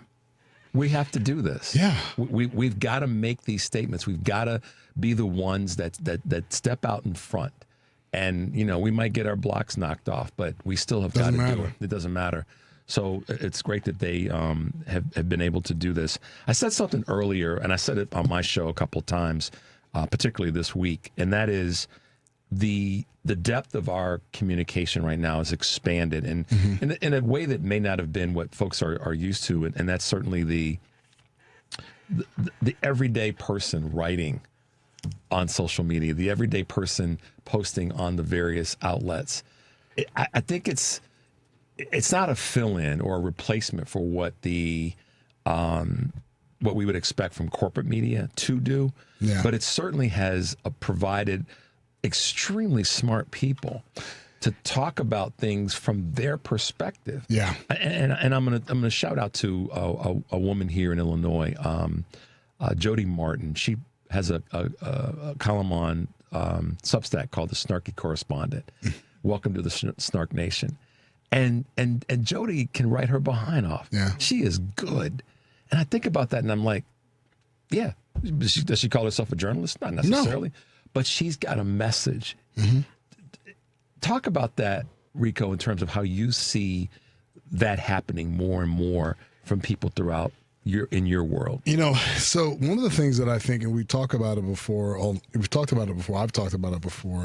in terms of people's participancy in current events. Yeah. And it's one of those things where information's out there. You can get it on your phone. You can get it from your laptop. And you can connect the dots. And if you reside in the land of fact, you can kind of, speak to what's going on. Yeah. And really, give it not necessarily your opinion. Some people do it and abuse it and they're not really good at it. But again, Snark Nation, if you're informed, you're informed. And I think a lot of people are realizing that these great, devices that we have aren't just for TikTok cat videos. They're more so to seek out and get information and really amplify it. And people, that feel responsible and take it responsibly to kind of have a voice and have a responsible voice are doing that. And I think it's really important. There are people that use social media and Substack and X and TikTok and Instagram as a platform to point the fingers at themselves and to get attention. Really bad voiceover skits, things that aren't funny. It's like when everyone's funny, no one's funny. But when everyone's giving information, now everyone's informed. Right. And the more people decide to use platforms like that and realize the power of some of these different platforms in terms of creating viral moments, but also just transcending information across that ecosystem is really critical and really important. And it's also interesting because these platforms aren't necessarily working for us. We know who owns X. Mm-hmm. We know what Instagram, and we know who owns Meta, right. Instagram and Facebook. And intriguingly enough, this is a true story. I got a notice that something I said in one of my messages, which were going to people in my group, different individuals, they said violated company guidelines, and it disabled my ability to send messages to people. It didn't tell me what the message was. Yeah. It didn't tell me who I sent it to. And I truthfully thought it was the wrong. I was like, you got the wrong guy. And it said for a week, and that effect only happened for like 2 or 3 days. Mm-hmm. And then all of a sudden I can send messages again. It was totally bizarre. But again, it just also speaks to that, corporate media, but even corporatized platforms. Yeah. We know. Yeah. And so it's really critical and really important and you see people doing yeoman's work, like, seeing what Don Lemon is doing, and I had to shout him out to those incredibly, gifted and accomplished journalists. There are more people that are doing that now because they feel like, people need to really see what's going on. Mm-hmm. People, the man on the street, the woman on the street, the person on the street, depending on what your pronouns are, respect. It's one of those dynamics where you have to let it be known what's happening in the community on, Pennsylvania Avenue, on Cicero, in whatever street, in that whatever state, city that you're in. And it's really, really critical. These devices are powerful. And Will Smith's, what comes to mind when you say that is what Will Smith said a few years ago. I don't remember how many exactly, about crime and police shooting specifically. Yeah. When he said, what was the line that, the statement, he said, it's not new, it's just being recorded. Recorded, yeah. And so now it's the information's not new. It's just that it's being documented. People are out there, they're catching stuff. And the good, bad, and in the middle. Yeah. And they're also doing what you said so well, which is reporting on it or speaking to it in a way that's frankly kind of easily digestible. Oh, it's in layman's terms. Yeah, and that's right. It's in layperson's terms. Yeah. So it's you can go, oh wow. And then what I've been doing, and you and I've talked about this, is I'll catch something. And then I go, I got to do a deeper dive. And then I start to look. Yep. And I don't go down the rabbit hole necessarily. I will go, I want to look into that a little bit more when I have some time to really kind of embrace it. Let's take a quick break, Rico. 773-763-9278 is the number. I'm Richard Chu, sitting in for Joan Esposito, and we'll be right back. Spring is here and summer heat is right around the corner. Is your home ready to stay cool and energy efficient? At Green Attic, they help Chicagoland homeowners prepare their homes for rising temperatures. With over 15 years of experience and more than 1,000 five-star reviews, Green Attic is a trusted expert in attic insulation, blow-in cellulose, spray foam, crawl space encapsulation, mold remediation, and solar attic fan installation. When the sun heats up your attic, that trapped heat can force your air conditioner to work overtime. Proper insulation and ventilation helps keep your home cooler and lowers your energy bills. Green Attic also offers full-service roofing through Green Attic Roofing, including asphalt shingles, flat roofs, Da Vinci, Brava, Cedar, Tesla solar roof, and solar panels options, all backed by the industry's 10-year labor warranty. Spring is the perfect time to fix insulation problems and aging roofs before the summer heat and storm season arrive. Schedule your free insulation consultation today at greenattic.com or get an instant roofing estimate at greenatticroofing.com. Green Attic, healthy home, happy family. 1 in 4 Americans have a disability. I'm one of them. I'm also a working mom who cares deeply about making sure every child with a disability thrives by getting their access needs met. We've got a trusted ally by our side. Easter Seals provides children and families the foundation for lifelong success through early learning programs, skills training, and prep for college and career. That's my Easter Seals. Make it yours. Join us at easterseals.com. Spring cleaning isn't just for your house, it's for your life. If your job is getting old, it's time to clear the clutter and spring into IT. Go to My Computer Career. My Computer Career helped me get the skills and certifications I needed to start a new life as an IT professional in months, not years. Earn the certifications the top employers are looking for right now. Visit mycomputercareer.edu and take the free career evaluation to see if it's time to spring into IT. Financial aid is available to those who qualify, including VA benefits. This is WCPT 820. where facts matter.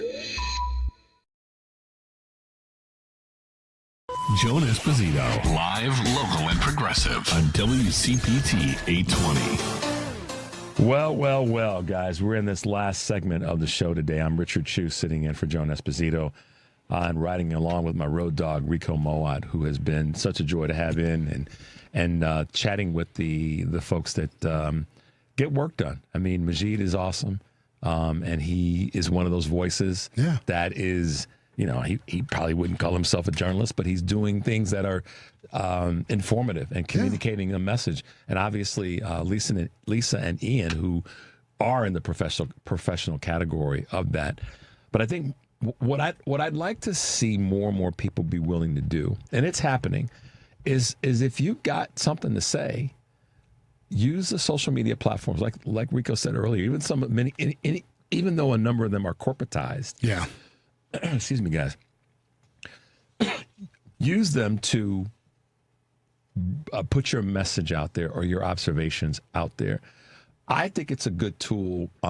We talked earlier. I talked about this on my show this morning about finding tools of therapy, finding tools of releasing the craziness that's surrounding so many of us right now.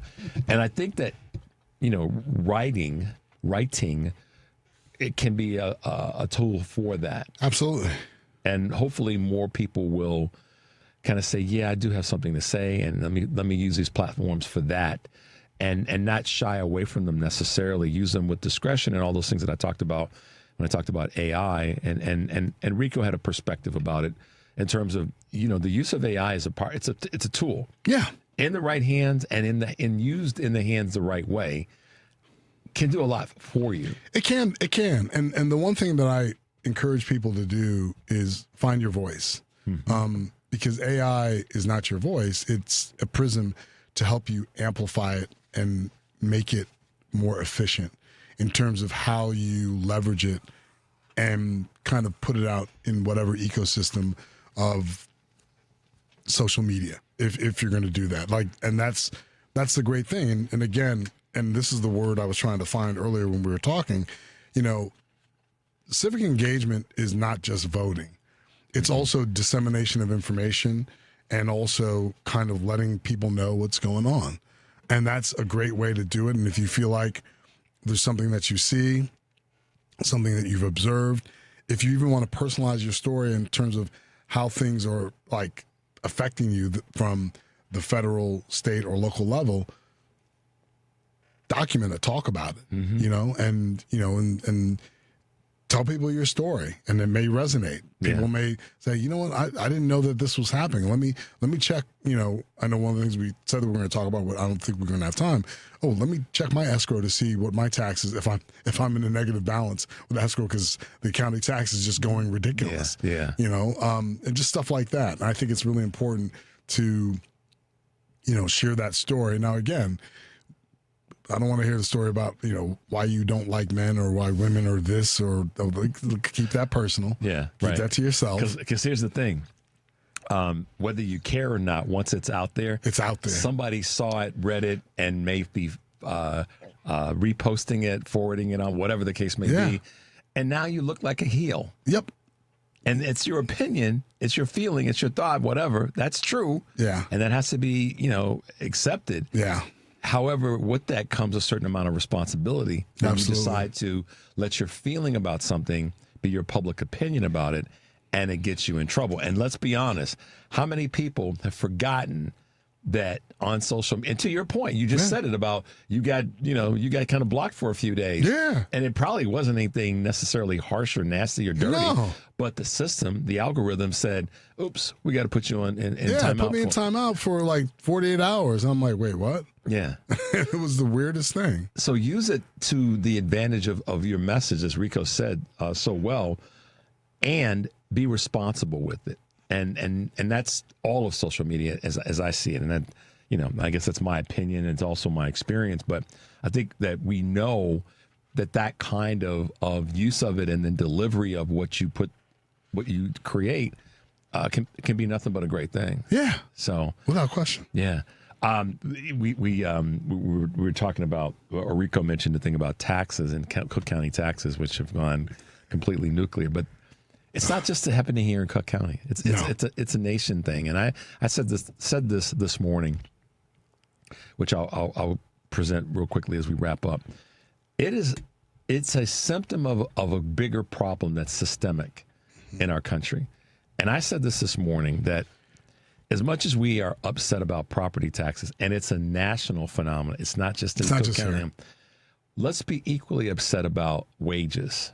Oh, because I think that as we, when I think about the disparities of anything when it comes to financial disparity, if people were compensated more and better, we'd be fine. Then they would look at. That's not to say that taxes should not be reduced or lower, but if people across the board were paid more, when we know that corporations can, because they're making money hand over fist because the system has been set up for them to do so, and to benefit on their corporate tax side.